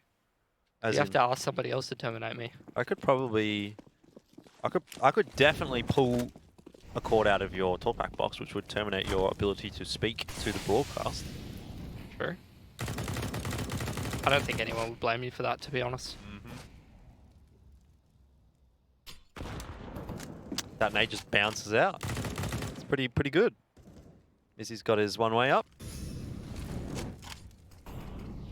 Been many cheeky angles in mid from Skyfire that have been catching Paradox off guard.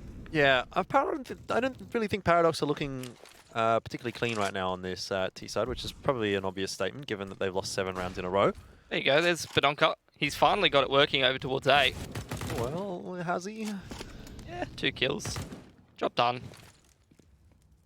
All up to... Who's the Terminator this time, Jordan? Herbs. He has the bomb. He kind of has to be. Okay. Oh. Oh no. I've cursed him. It's cursed, actually.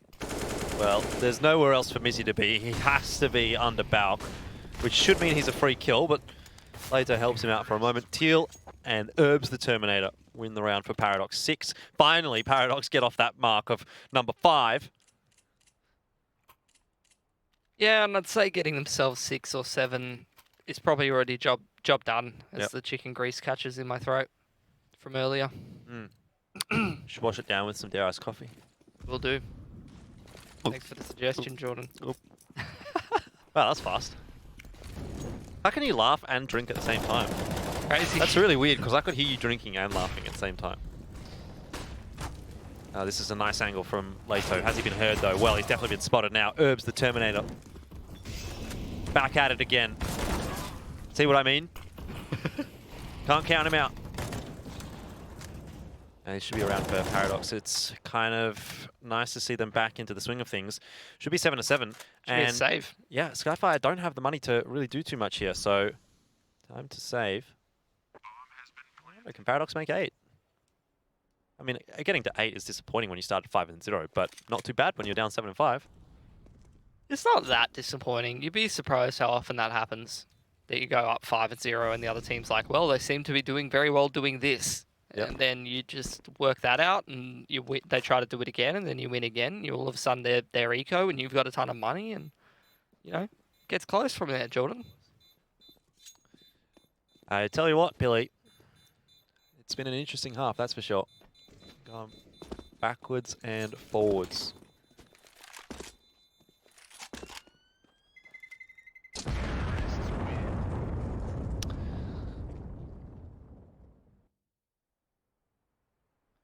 So 7 apiece.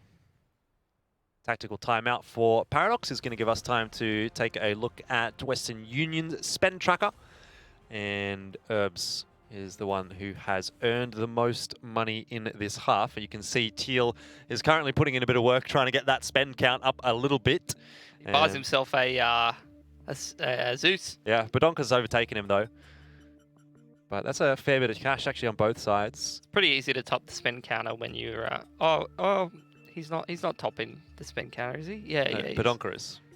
Oh, is it? By Yeah, 200. Yeah. He's sorry. just beating I Mizzy. wasn't reading it correctly. Yeah, it's pretty easy to top the spin counter when you're just walking out and When getting you banged keep dying and every having to round. buy every round. Yeah. Poor Badonka. Sad story. He's fine though. He's doing his job. Keeping the pressure on. Never letting up. It's what you want to see. You love to see it. This will be interesting. You know, probably should go down there, but Gumpton falls. So does Leto. Great flashes there to help him out. Luke gets some credit as well. A lot of HP lost though for Inno and Teal, so maybe not over just yet for Skyfire. I'd say it's pretty much a dumb deal. Dumb deal. Dumb deal. That's pretty rude. They got Herbs over towards B. They're just going to meet up with him. Infinity's got the AWP. He'll have to do some kind of highlight play from here. How many you reckon he gets? Affinity? Yeah. Herb's the Terminator on the entry though, so I'm going to say 0. Watch this. Oh, We didn't terminate Herbs. There you go, only got one. yeah, it was actually Luke the Terminator this time. 2 versus 3 though, and still Inno and Teal are the ones that are alive, so low HP for those guys. Not prepared to call this one a done deal just yet. Or a dumb deal. Or a dumb deal. Scary times here for Luke, giving away his position. And shut in the back just a little bit. Teal gets the info though that there is someone in the apartments and has to fall away. Luke can't get anything done on the side. It's just, Mizzy. Oh, you could see it happening, couldn't you? Just no HP for the Paradox guys to play with, and so it is going to be Skyfire that will go up 8-7. What a backwards and forwards half. End of the day though, just as close as the last one. Yeah, that's true. Same half as last time, essentially. No, it was 9-6, wasn't Was it? it? It was 9-6, I'm pretty sure. Alright. It was close though. Yeah. 5 and 5. Got close from there. We played half a map of Counterstrike. What more do you want from me, Jordan? Then we played another half of Counterstrike. We played 2 more maps. At least, if not more. Potentially more. Though I would say that I think the next series probably should be a 2-0. If I were being transparent with you, Billy. Which is what Western Union is. Because they let you know your exchange rate and fee up front. No obligation to send money anywhere. That's pretty good, isn't it? Yep. That is actually good though. As people who we have to travel a lot, sometimes, some parts of the year, you can get pretty upsetty. Yes, with fees. I've seen and stuff Jordan like Mays stand in an ATM many times and just look at the receipt and be like, I've been robbed. Yeah. Happens to the best of us, but not with Western Union. As we head into the pistol round, 8-7. Both teams going to be pretty keen to pick this one up, I would say. Good positioning being taken by Skyfire on this B bomb site. Herbs the Terminator does get terminated by Van. There is really not a whole lot you can do once the T's are into the B bomb site like that, and they have the Glocks, and they're very close to you, and they shoot you in the head. So great work from Skyfire. Luke and Badonka will be feeling pretty sad about the position that they are in now. 5-0. Easy pistol for Skyfire. They've won 3 out of 4 in this series. Pretty good. They're going to have to win 2 out of 3 maps, though, Yes. in the reverse sweep to get it done. Could do it. Mirage and Inferno, it's doable. These are good maps for Paradox, though. They are, but we're not really seeing it on that T side, I thought, from Paradox. Maybe the CT side will look a little bit better. I have to wait and see. It is a false buy, though, from Paradox, so maybe we won't have to wait too long. See what they're going to be able to do. Pistols and Armor is the name of the game. Inno has a HE nade, which could be nice in finishing someone off that he tags.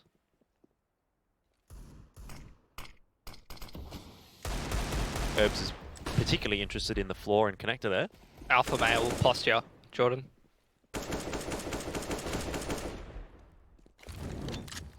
It seems the Skyfire have read the situation pretty well, and they'll make their way into B. Unless Inno's going to hit a cracker of a shot here with the Scout. He is done for. And gets chased down by Inno. By Leto. Does Inno. Oh, 4v5. Paradox will just save their guns here and try to take them through to the next round. Another pretty straightforward round for Skyfire. Not encountering too much resistance so far. See if they're going to be able to hold on to all of their guns.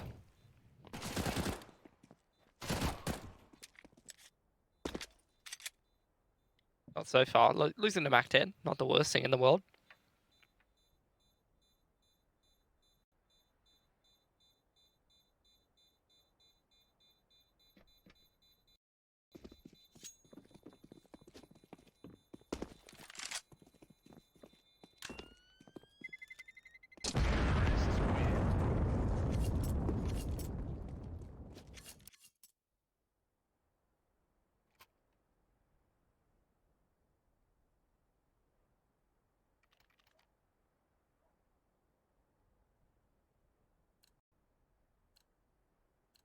Scout retained.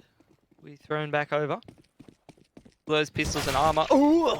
How about that one? Where'd you come from, Jordan? I thought you weren't here. No, I've been here the whole time. That was a good shot. Good shot. Definitely worthy of whatever that noise was. That's what happens when Eccles dies. Not really. More of like a sigh. Oh. What about a bang? No, he's not really a bang. He's more of a sigh. Who's a banger? Anyone a banger? Not that I'm aware of. Call out a banger. I think they're all... They don't have to be in this game. Just call out a banger. I think you're a bit of a banger, to I be am a honest, banger. Jordan. 3 versus 3. And Badonka's in a spot. That's what the spot's going to give him. Oh, that was a dink. Ooh. Oh! How about that one, boys? How about that one? Oh, Teal, you've let me down. Because I was ready. I was It's so Herbs. ready. Do you know what Herbs is? Herbs is the Terminator. He's got an AK. He's going back market side. Has he bamboozled Gumpton? Gumpty Dumpty. The flash into mid as well. Oh, he is totally. But he's looking the wrong way. He's looking the wrong way. Oh, the timing. Oh, Gumpton might win this, but we won't. Herbs is a Terminator. He's got nerves of steel. He's got legs of steel. He's got arms of steel. I don't even know if the Terminator's made out of steel. Probably not. He's probably made of some sort of crazy metal that is titanium, vibranium, something. Science fiction. Bam. What's that Wakanda metal? That's vibranium, I think. Vibranium. Yeah. There you go. What's his brain made out of? Is it still Gallium? human or? Producer said gallium. I think that's what the Terminator is made of, because I'm pretty sure vibranium is the one that's in. Yeah, vibranium's a different one. Vibranium is Captain America's shield and Wolverine. As if you didn't know that. Not really a comic book fan, Jordan. I don't know what to tell you. What's your favorite X-Man?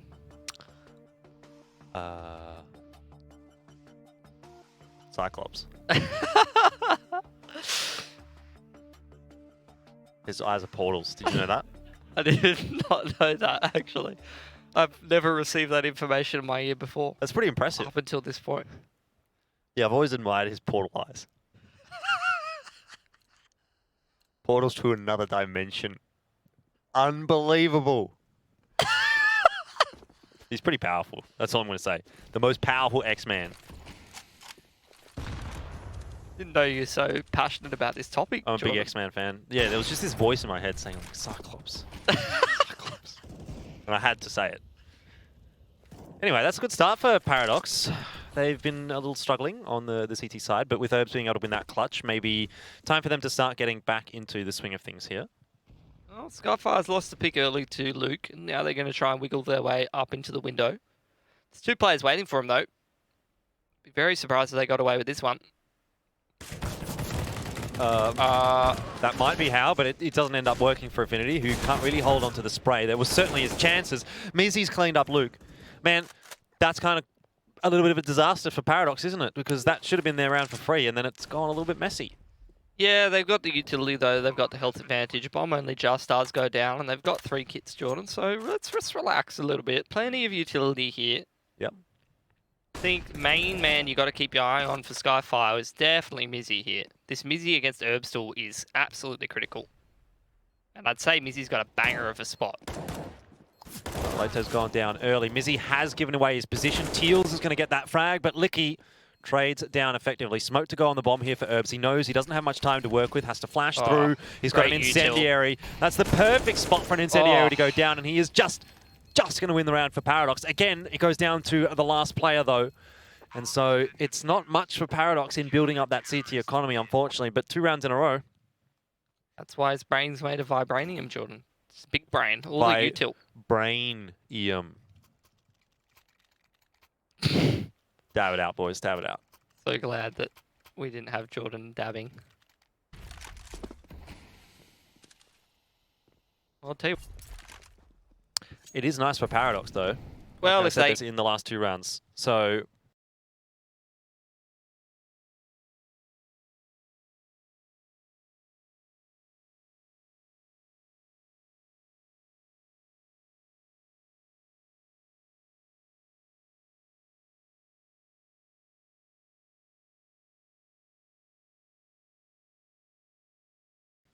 here's the chance.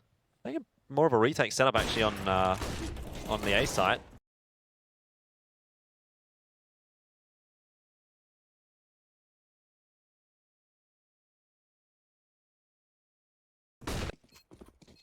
Four players surviving. Pretty nice. Pretty good. This will give them a little bit more flexibility with that money. They can have more opportunities to buy things. That's good, Jordan. That's good to hear.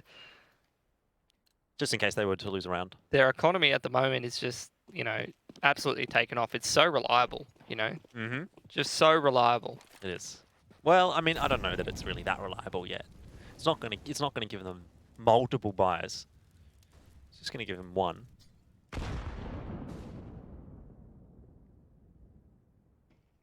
Gives them the option though, and there's absolutely no obligation for them to buy if they don't want to. That's the best part of it. Oh! Feels surely dead here. Oh dear. You know what? Skyfire have just sent that round, just like you can with Western Union, sending your cash transactions. Yep. Plenty of options. Very flexible is Western Union. They've got a lot of sending and receiving options.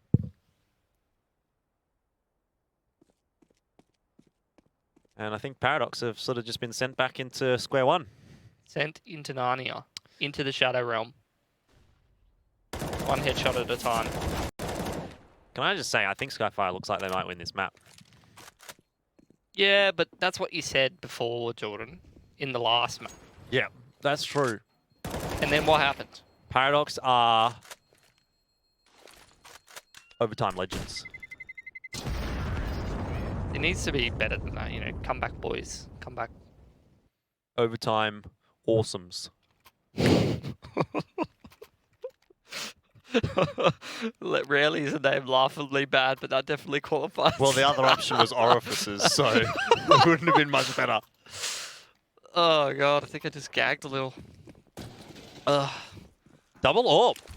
Yep. Double AWP dads on Paradox.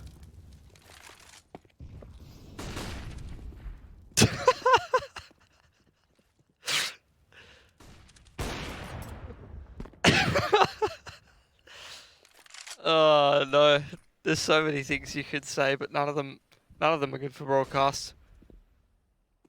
I've already jumped off the deep end, so there's not so much that I can do. Anyway, 10 to 11. Paradox are banking a lot on this round. This double AWP setup. Big amounts of cash invested. Compton looks for the entry, and he'll find it onto Herbs. It's clean. Nice flash from Mizzy. Maybe these double AWPs will be exactly what Paradox need to recover from this round. A bit like a double espresso from there. That always helps me get back in focus, ready for the game, you know? It's good to hear. Sure, there's a couple of double espressos. In fact, we got some next to us. So That's going to be good for you. There's a jungle smoke. Skyfire's just going to head straight into this A site. Badonka usually does pretty good work from the firebox, and Teal's playing retake as well. No one's checked firebox just yet either. No utility's gone in there. Oh dear, this could be bad. Because he's not watching the correct angle. The bomb plant did just go down, but Teal and Inno have found one apiece as well, and eventually getting traded down, puts it back at a 2 versus 2. Teal losing a lot of HP, and Gumpton just gets absolutely cleaned up by Luke. There's no utility here at all for Paradox, though, so they're just going to have to challenge Affinity, which is not fun at all. And he's going to walk right into the angle. The Shadow certainly helped out Affinity there. That is around again for Skyfire. That's a soft reset on Paradox, who have built up a lot of loss bonus over the last couple of rounds. One player surviving from Skyfire is going to make their money a little bit shaky. What a round for Affinity, though.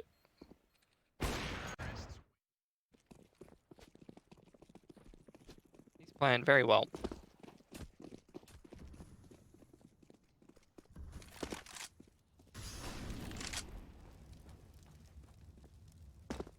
Interesting to see them just send Gumpton in on an anti-eco like this. I mean, might have worked in a different round, but even just sending him alone by himself that deep, I feel like, how often are you just going to hand an AK to the CTs like that? Probably not that often. Like, usually you'll probably get towards that short position and farm some people in short P, but even just being sent in there with no backup, it's like, what's the point? Big rotation across to the B side as well from Paradox. They have read the situation pretty well. Or the boost as well. Just get the boost in time. That's the CZ on Badonka. That's scary. Oops, the Terminator gets rid of Mizzy's head. And then Inno is able to swing with the AK, the stolen AK.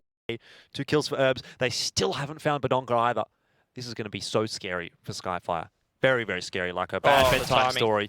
Timing's not great there for Inno, but still numbers advantage. And look at Teal. Surely gets Affinity here. Oh no, it's all gone wrong. But they still don't know where Badonka is, Pilly. They still don't know. He could still win this round. Ooh. Scary. Scary for Badonka, but the longer he waits, the better this could get. If Licky stays bench, he denies the bomb plant with 5 seconds left. Wait, Licky was the one with the bomb. Never mind, he still won't win the round. He's going to win the round. Oh, he's won the round. Unbelievable, Pilly. 11-12. You couldn't write a better script than that, could you? No, lost 4 rounds anti-eco last game, and now they've become the ecoers. What am I watching? I don't know. Esports, that's the answer. It's just as confusing as those cannons facing buildings for no reason on this map. Man, Badonka gets the headshot there onto Affinity as well. If he doesn't hit that headshot on the first bullet, could be a problem.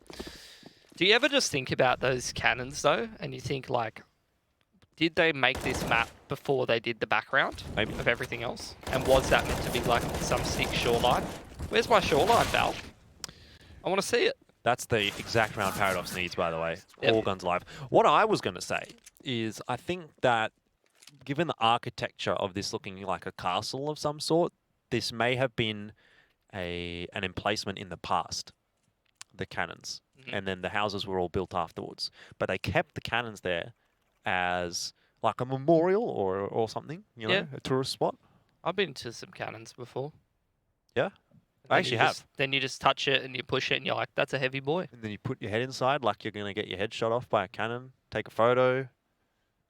Don't act like you haven't done that. I definitely have not done that. Well, you're doing cannons wrong.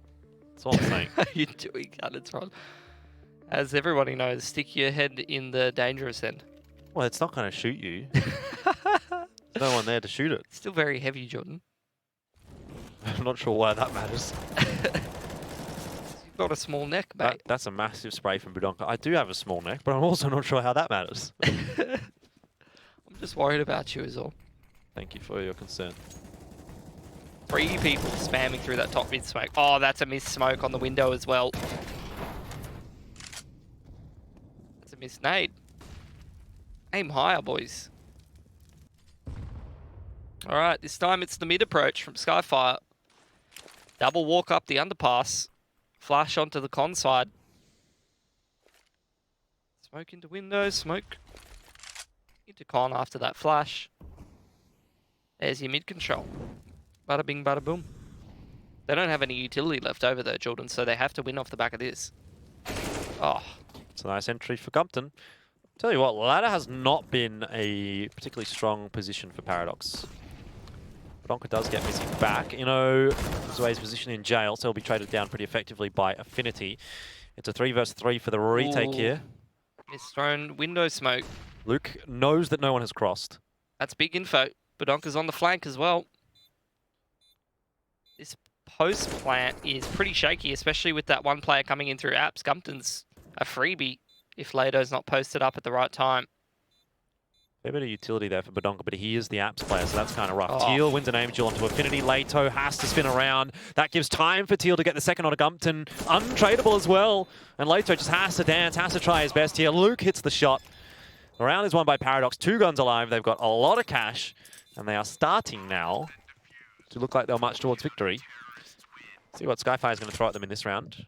Interesting money situation for the T's. It's a soft reset.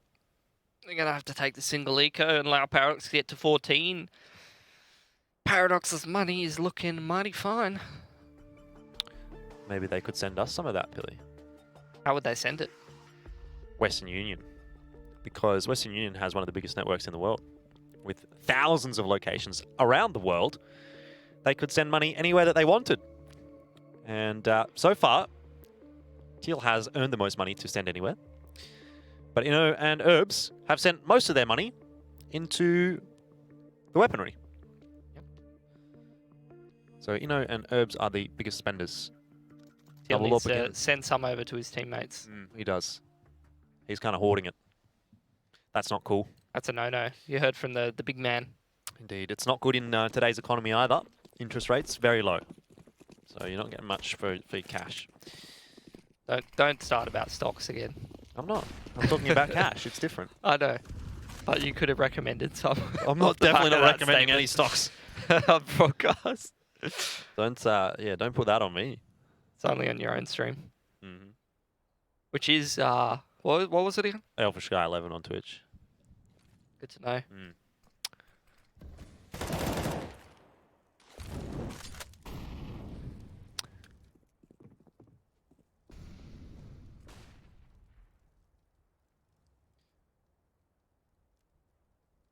Nice place for Eno to play from here. He'll be able to, I was going to say get one and fall back, but he's actually just fallen back. What's going on there? Ah, I see. He's giving all the kills to Herbs the Terminator, who doesn't get any kills. So Eno's actually in a bit of a rough spot here if he doesn't get any backup. It does seem Donka is behind him. He did manage to grab one with the HE-nade as well, which certainly made things a little bit easier. Skyfire not able to overwhelm this defense on B. Bit of damage done in the round though by Skyfire, but Paradox up to 14. Who could have ever doubted them? Not me. Except in both maps. Reliable and flexible. That's just one way I would describe Paradox. Transfer. Hopefully they transfer a second map onto the scoreboard, and then it would be a 2-0. Then we can watch the next match, which is White Swing and Ice League. Speaking of wide swinging, it's exactly what Skyfire are doing straight out of Palace here, and they're not really getting anything done with that. Is a 2-for-1 in favor of Paradox. Bomb does go down here. So they're going to get into a post plant. And they have some utility. Re-smoke onto CT, some flashes flying towards that area of the map. You can see how passive Paradox are though. They know Badonka's coming on the flank. He's coming up through Palace. They can just take their time, wait for the T's to overextend. Now they start to close the net in. That's a little unfortunate though. Falling does open up connector and jungle now for Paradox. If they're not able to trade down quickly, they might find themselves in a tough situation. Smoke's down for the bomb. Great shot from Herbs, and now it's on to Leto and Luke, who's going to sit on the defuse, but that's too easy for Leto. Paradox, I mean, didn't work out too well for them, did it, Pilly? Unfortunately. 14-13. They've got enough money, kind of, to buy. Teal's got plenty. Yeah, this is where he's going to transfer it over to his teammates. Yep, that's it. The transfer has been initiated. They're exchanging the weapons. Western Union. Something reliable. Track and transfer all the way until it's picked up. Like the guns. There's the back of App Smoke.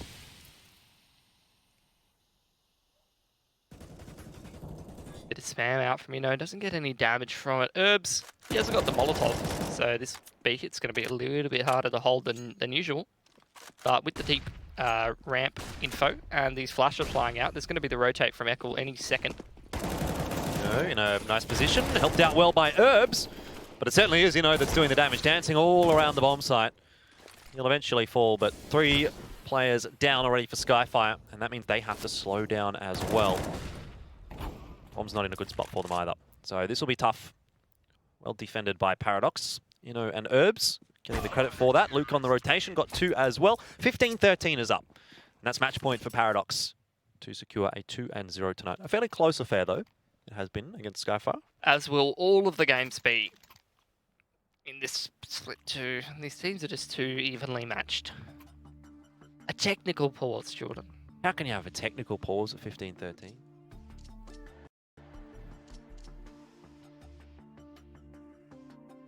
Probably ironed out your technical issue before it got here.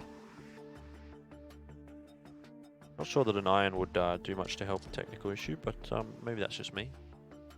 Yeah. Should probably get a new one of those, I reckon. Really? I have a good one. That's good. It is. I thought about asking you about it, but I realized that I just really didn't care. I just really didn't. You ever just you're considering some kind of social small talk, and you're like, I'm about to ask about mine. Honestly, I can't say I've ever been in that situation, so I just opted out. That's fine. That's what Western Union would let you do as well, because they let you know of your exchange rate and fee up front, and then if you don't like it, you can opt out. You don't have to send your money. Yep. But Transparency. But that would probably be a mistake. Probably. They're pretty reliable. They are pretty reliable.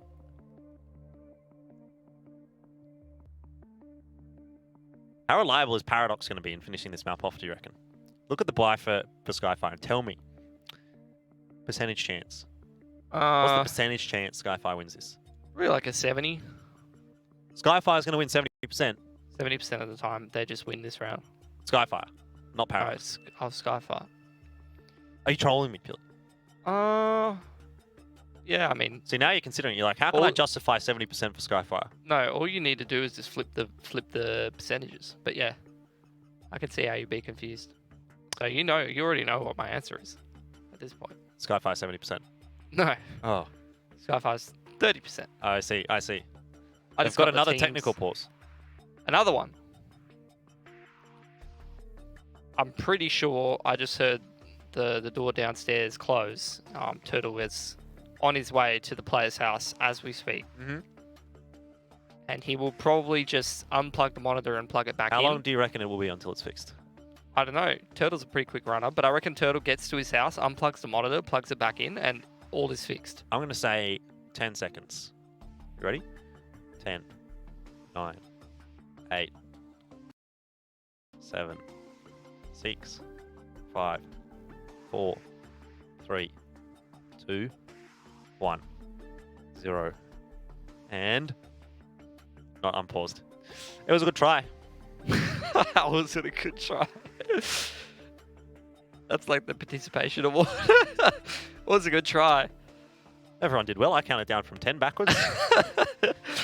We can all go home. I was only off by about 10 seconds. Pats on the back.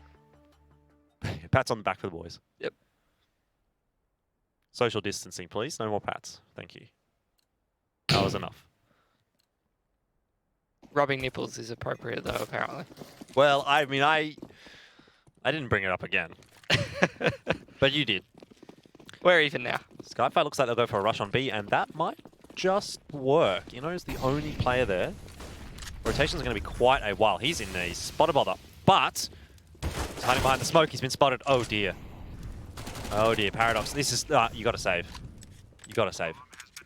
It's OT. It's OT, Billy. 70%, you were right.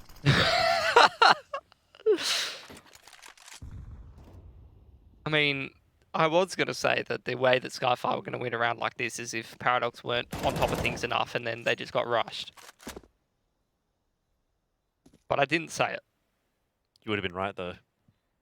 I mean, it doesn't take a genius to work that out, Jordan.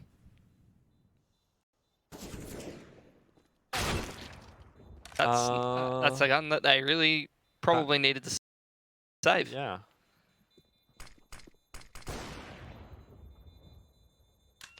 Easy. Just a little further, my man. That's a gun that they probably really needed to save. Yep.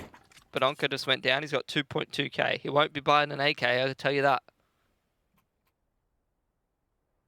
Can't afford it. And he's not on the right side. So many barriers to entry for the exclusive AK Buyers Club. Oh. That's not as good of a buy as last round, Jordan. I'll give you that. Look at that utility. There is not any for Ino. That is His the name is B-Man. I know have utility.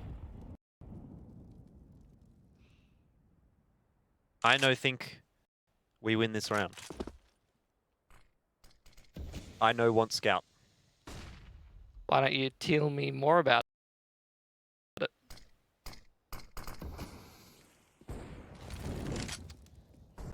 Seem to have an affinity for this kind of thing, Pilly.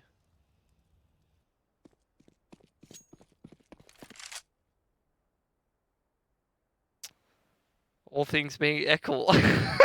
I think you're right. That one was a bit late, though. Took a little while. That's true. Alright, well, it's going to be the A split. 2 up con. This is a great position for Skyfire unless they do get caught off guard by Badonka and Sandwich. Well, he does manage to get one, which is probably about as good as you can expect. Also managing to get some decent damage onto Mizzy. And Skyfire is very convinced that there's someone under the balcony, so they've spammed a lot in there. Well, there's one on the flank, there's 2 in CT, and there's 1 towards con. There is a couple of crucial duels here that Paradox could potentially win themselves to come away with this round. Ino's been spotted. Mizzy's in a good position towards con again, and oh, Affinity. That's an incredibly important frag to get. Oh, misses the second shot, but not really punished for it. It's kind of tough for Ino to make his way up connector, so it was really going to have to be on those 2 guys in CT to make any difference. I suppose if Herbs gets Affinity, that's where the round breaks open for Paradox, but we are indeed into overtime. Who could be surprised at this point? Not me.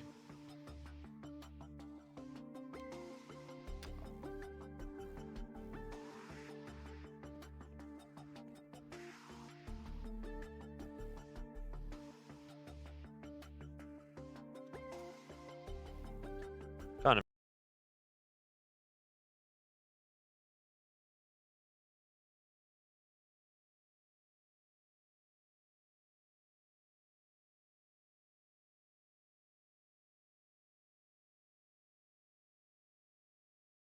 Violence, to be honest.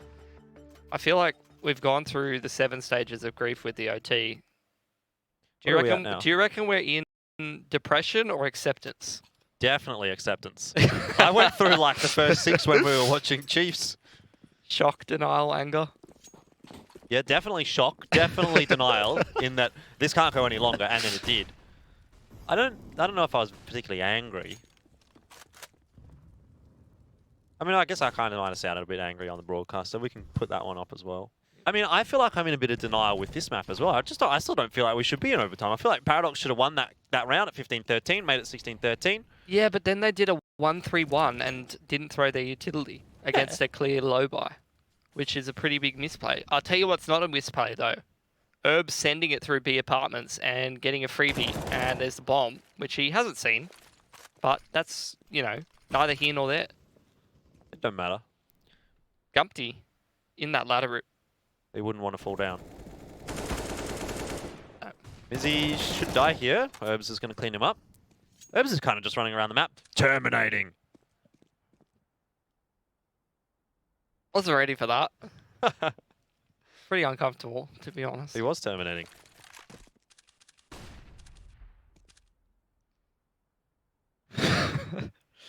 He's still up there. Never lets up, does he? Skyfire's just in middle at the moment. That's not the bomb site, though. And with 30 seconds on the clock, Jordan. Yeah, Ino's in the perfect spot to lock this down as well. But he has taken his eyes off the line still. Peaks at the perfect time. Licky is a freebie. And so is Leto. This is just a bit of aim prac for Ino. Compton's creeping all the way up, but the round is lost. Because, oh wow, well, I was going to say, Herbs should be able to trade him pretty cleanly. That's that. 16's up for Paradox.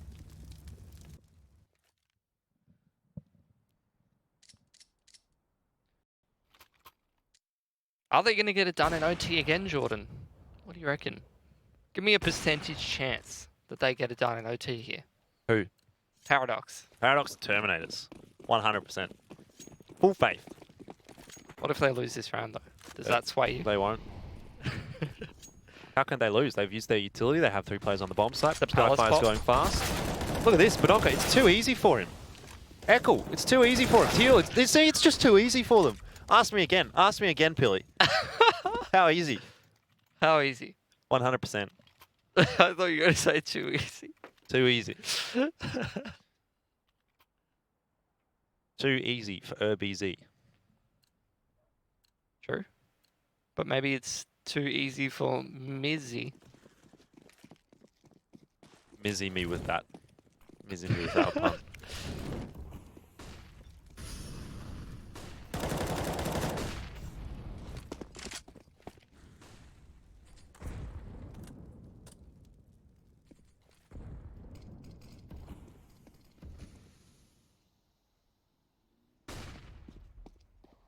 All right.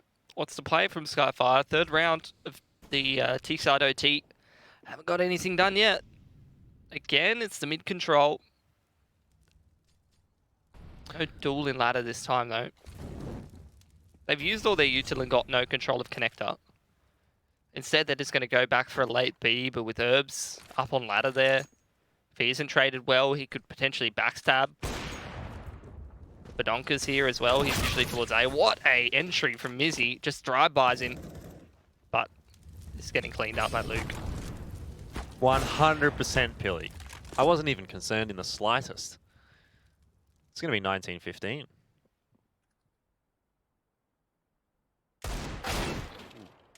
He dinked him. Badonka dinked him. How? With his mouse and his keyboard in combination. How about we give away some dares on broadcast? All right, what are the conditions of this giveaway, Jordan? Conditions. Message turtle_CS on Twitter. It's turtle with no E _CS asking for a free dare. And Turtle will personally run to your house and give you a dare of your choice. Could be mocha, could be double espresso, could be triple espresso if you're lucky. Might be able to rustle a few of those up. He's got big arms, so he can carry a lot of them. We'll send him on the rounds. Be like a little bit like Christmas, right? He'll be like Santa. He's a turtle, though, so he might not be there for a while. Yes, he will be a little slow. Also, won't be able to ship to any other countries, unfortunately. At the moment, be difficult for Turtle to fly internationally. Could be there. You know, just use his little legs to swim across the sea. True. There's a one-way again. Well, Paradox on the T side.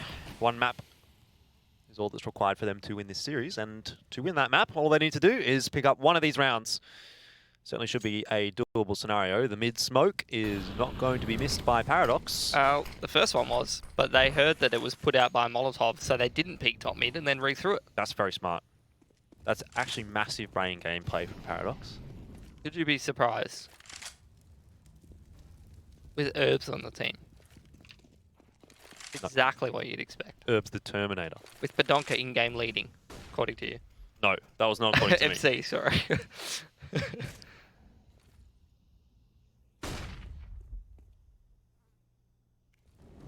Well, Paradox, they've got Con, they've got Ladder.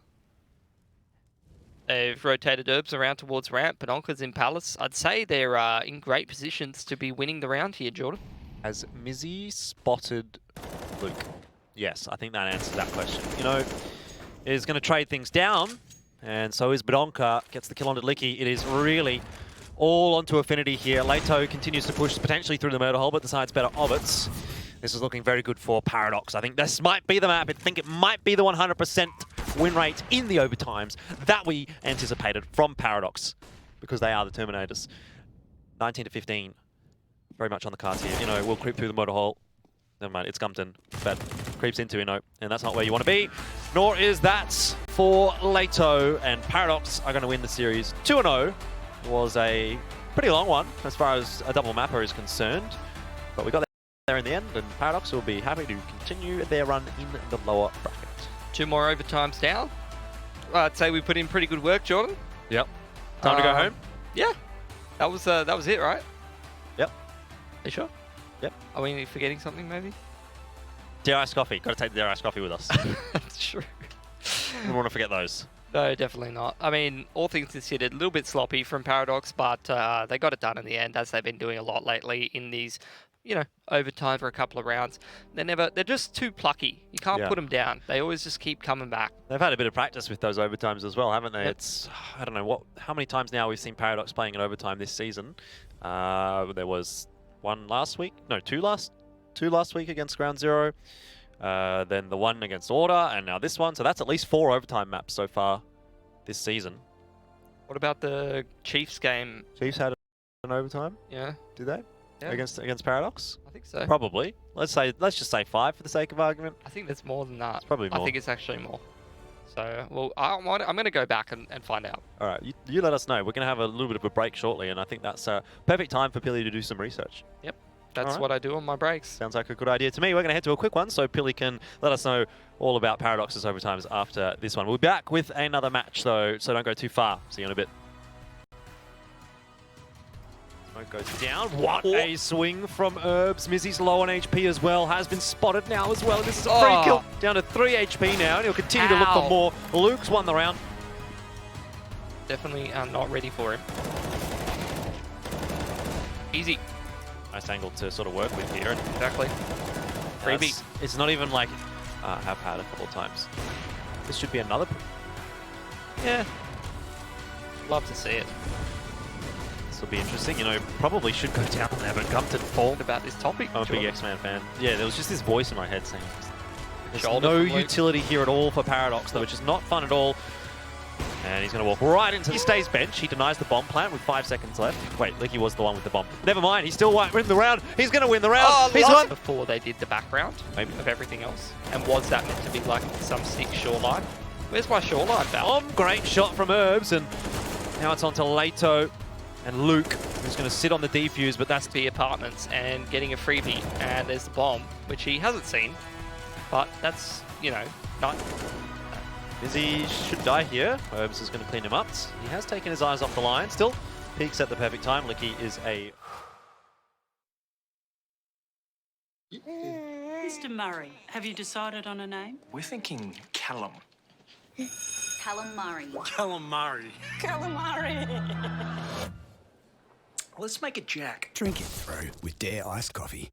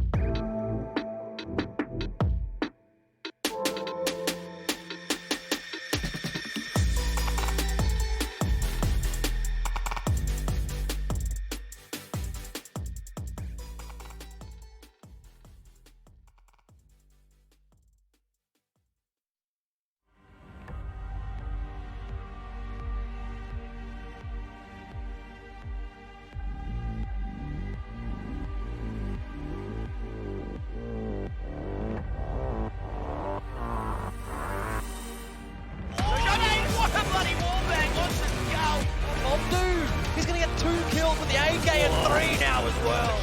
Oh my God! What is that?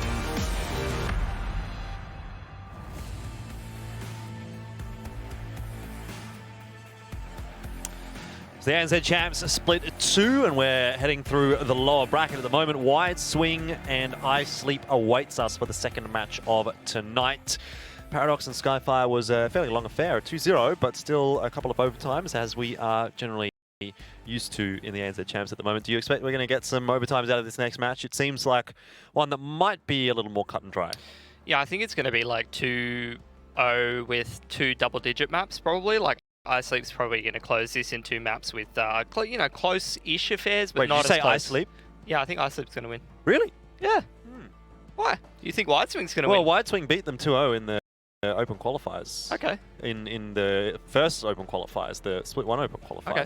So there is that sort of precedent, which is why I sort of expected that you might actually lean towards Wide Swing here. But I suppose, look, you do...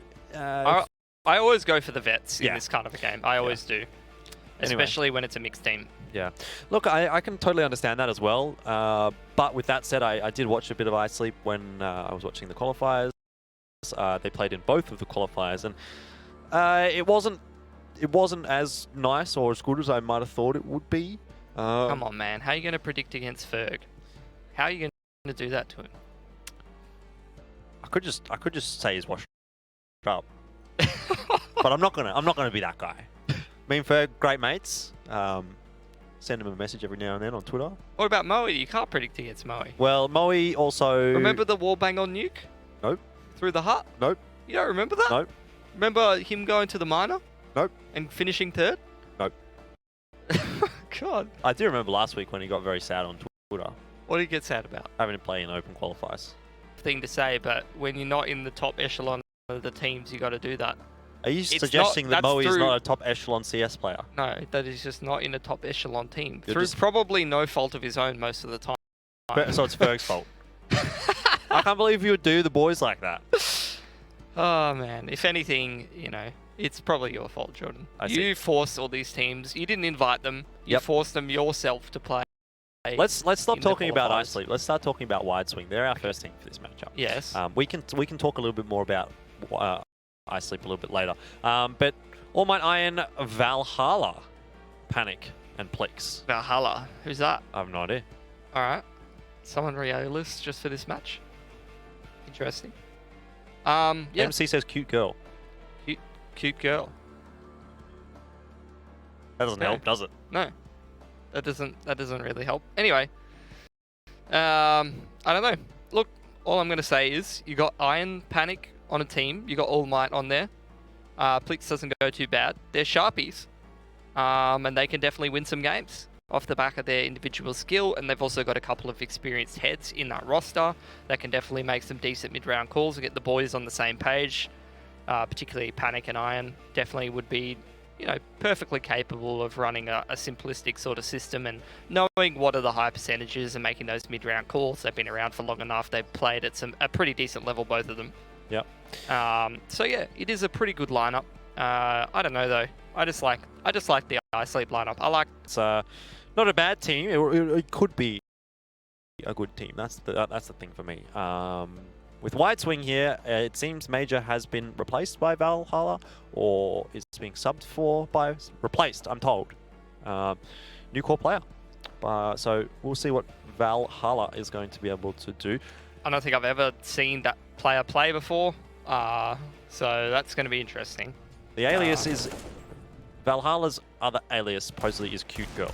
So if that doesn't ring a bell for you, then it certainly doesn't ring a bell for me. But Nope, doesn't help. But to be honest, there's a couple of players that are like puggers who have some interesting aliases, you know, so it's probably one of those guys just from the pugs that have, you know, weird alias and then they change their name or whatever. Yep. Example being like Smooth Crim 22, you know, came up from the lower tier scene in the pugs and now it's pretty much a staple. And, Yep. you know, there's been a couple of players like that. They have an interesting alias. They use like anime waifu profile pictures as their DPs and then all of a sudden they're in the ANZ champs. yeah, and then they're not allowed to have an anime picture anymore. No. As soon as you get in the ANZ champs, anime pictures are banned. You have to throw them out the door just to get in. Yeah. Elfish Guy's the bodyguard. Fun fact, Wide Swing used to be named after an anime. I do know that. I don't think it's an anime, Jordan, but... Really? That's what they told me. Really? Okay. Yeah, look, they have been known as other names. I'll let other people research into that if they wish to do so. I've definitely been down that rabbit hole, and All right. it's an interesting one. Can't say it's something I'm into, but, you know, maybe the lineup might be something that most people can get behind if they play well tonight. We can't all be anime fans, but it certainly seems as though Wide Swing are. Look, for this roster, I do think that there is a precedent that they should beat iSleep tonight. But with that said, iSleep has had a little bit more time as a roster. And I think with the veterans on iSleep, you probably would say that if you give them time, they should get to a level which would be pretty decent. So for me, that's going to be the question today. Is it going to look like iSleep has done a bit of hard work, or are they taking a bit of a chill? Yeah, that's always the question. I think it's not only just in terms of the strats and the overall map pool, but it's also when you're looking at this iSleep roster, they have a couple of players that are are liable to have a bit of a chill day and then not frag hard enough to be able to keep up with the team like Wide Swing. I'd say like the main three are probably, you know, Ferg, Moe and Noisia. If they're all playing good enough individual, like they're all going to play okay. They're never going to let you down. Yep. But they also, if they step up and have the potential to, you know, drop 20, 30 kills or whatever, or just be able to play up to scratch enough to keep up with the fragging power that they got on the team that they're facing, then they should win every time. I tell you what, I have been let down by Moe in the past. Okay. Do you want to know when? When? Well, we had him on the analyst desk one time for ANZ Champs, and he didn't bring a jacket. Can you believe that? Maybe... Typical Moe. I don't know what to say about that. That's Not just- everyone has a jacket, Jordan, you know? Yeah, I mean... Me included. You included. Yep. Yep. It's just a sad state of affairs, isn't it? Not really. Some people just aren't jacket guys, Jordan, and there's nothing wrong with that. It's got nothing to do with me getting defensive about myself. It's just a common fact. You're just trying to be Moe's best friend. Yeah, maybe. It doesn't sound like too bad of a Throw thing. me under the bus and become Moe's best friend. I see how it is. Yeah, now best friends with Moe. See how that works out for you. iSleep, how do you rate them? Do you think they're a real contender within ANZ Champs this split, or are they sort of just in for the memes? I don't know. I actually don't know because I don't have enough insight into the team or how much they practice and all that kind of stuff. The thing is, if they're playing like properly and they're practicing, then I think it's actually a pretty decent team. I think obviously the big thing that you would be worried about with this iSleep team, I think, is who's going to be primary AWPing a lot of the time. But past that, I think they definitely have the experience and enough talent to be able to, I would say, contest even against a ground zero or something like that if they're playing well on the day. I'm pretty sure Moe is the primary AWPer. Well, that's interesting in clears and of anything up. itself. Why? He's someone that's picked it up from time to time and shown that he can definitely do some good stuff with it. The question is just like, how consistent is he? Because I feel like whenever he's like primary AWPing, it kind of reminds me of like if you give Snacks a primary AWP or something like that, where it's like, yeah, you could see him have highlights with it and he can use it in sneaky positions, but is he going to jump up onto that overpass like Fountain Area and pick the guy on the cross every time? I don't know. Yeah, I think that's probably a fair statement to make, to be honest. But what you did say earlier about the fact that he can sometimes pick it up and get work done with it, I'd probably disagree with. I feel like for the majority of his career, I've always at least seen him as an AWPer. I don't know if you've got a... As an AWPer or rifler? As an AWPer. Oh, really? Moe, yeah. So you... I've always associated him with being a primary AWPer. Really? Almost always, yeah. Moe. I know he's been in teams where he has not been the primary AWPer, but there have been a lot of teams where he has been in as a primary AWPer. Okay. So... Such as? Vox. Foxy? Foxy. What was his last team? Chiefs? Yeah, He was AWPing on Chiefs? Yeah, that's fair. On Chiefs, was he AWPing? At some point in time. Wasn't it infrequent? Might have been. But Frequent had a stint where he didn't AWP for a little while, I feel like. I don't know. That Voxy team is the main one I can think of. But when I'm thinking of like Chiefs, it's usually infrequent. When I'm thinking of like Immunity, it's Grat. Was he? Yeah, he was in the same Immunity as Grat. Greyhound, yeah, Grat. Maybe you're right. I don't know. I've just always sort of seen him as an AWPer. And maybe that's just me. Either way, we'll take a look at the vetoes here and put that question to bed for the moment. Mirage and Vertigo taken away by iSleep. Yep. And so I want to see them go. Yep, this is exactly what I want to see them do. That's just 10 out of 10. Yep. Just get rid of Mirage, straight into Nuke. Then Wideswing picks Dust 2. And then you've still got Overpass and Train in there if you want to go to like even wider on the map pool. Obviously, you can't get Vertigo anymore.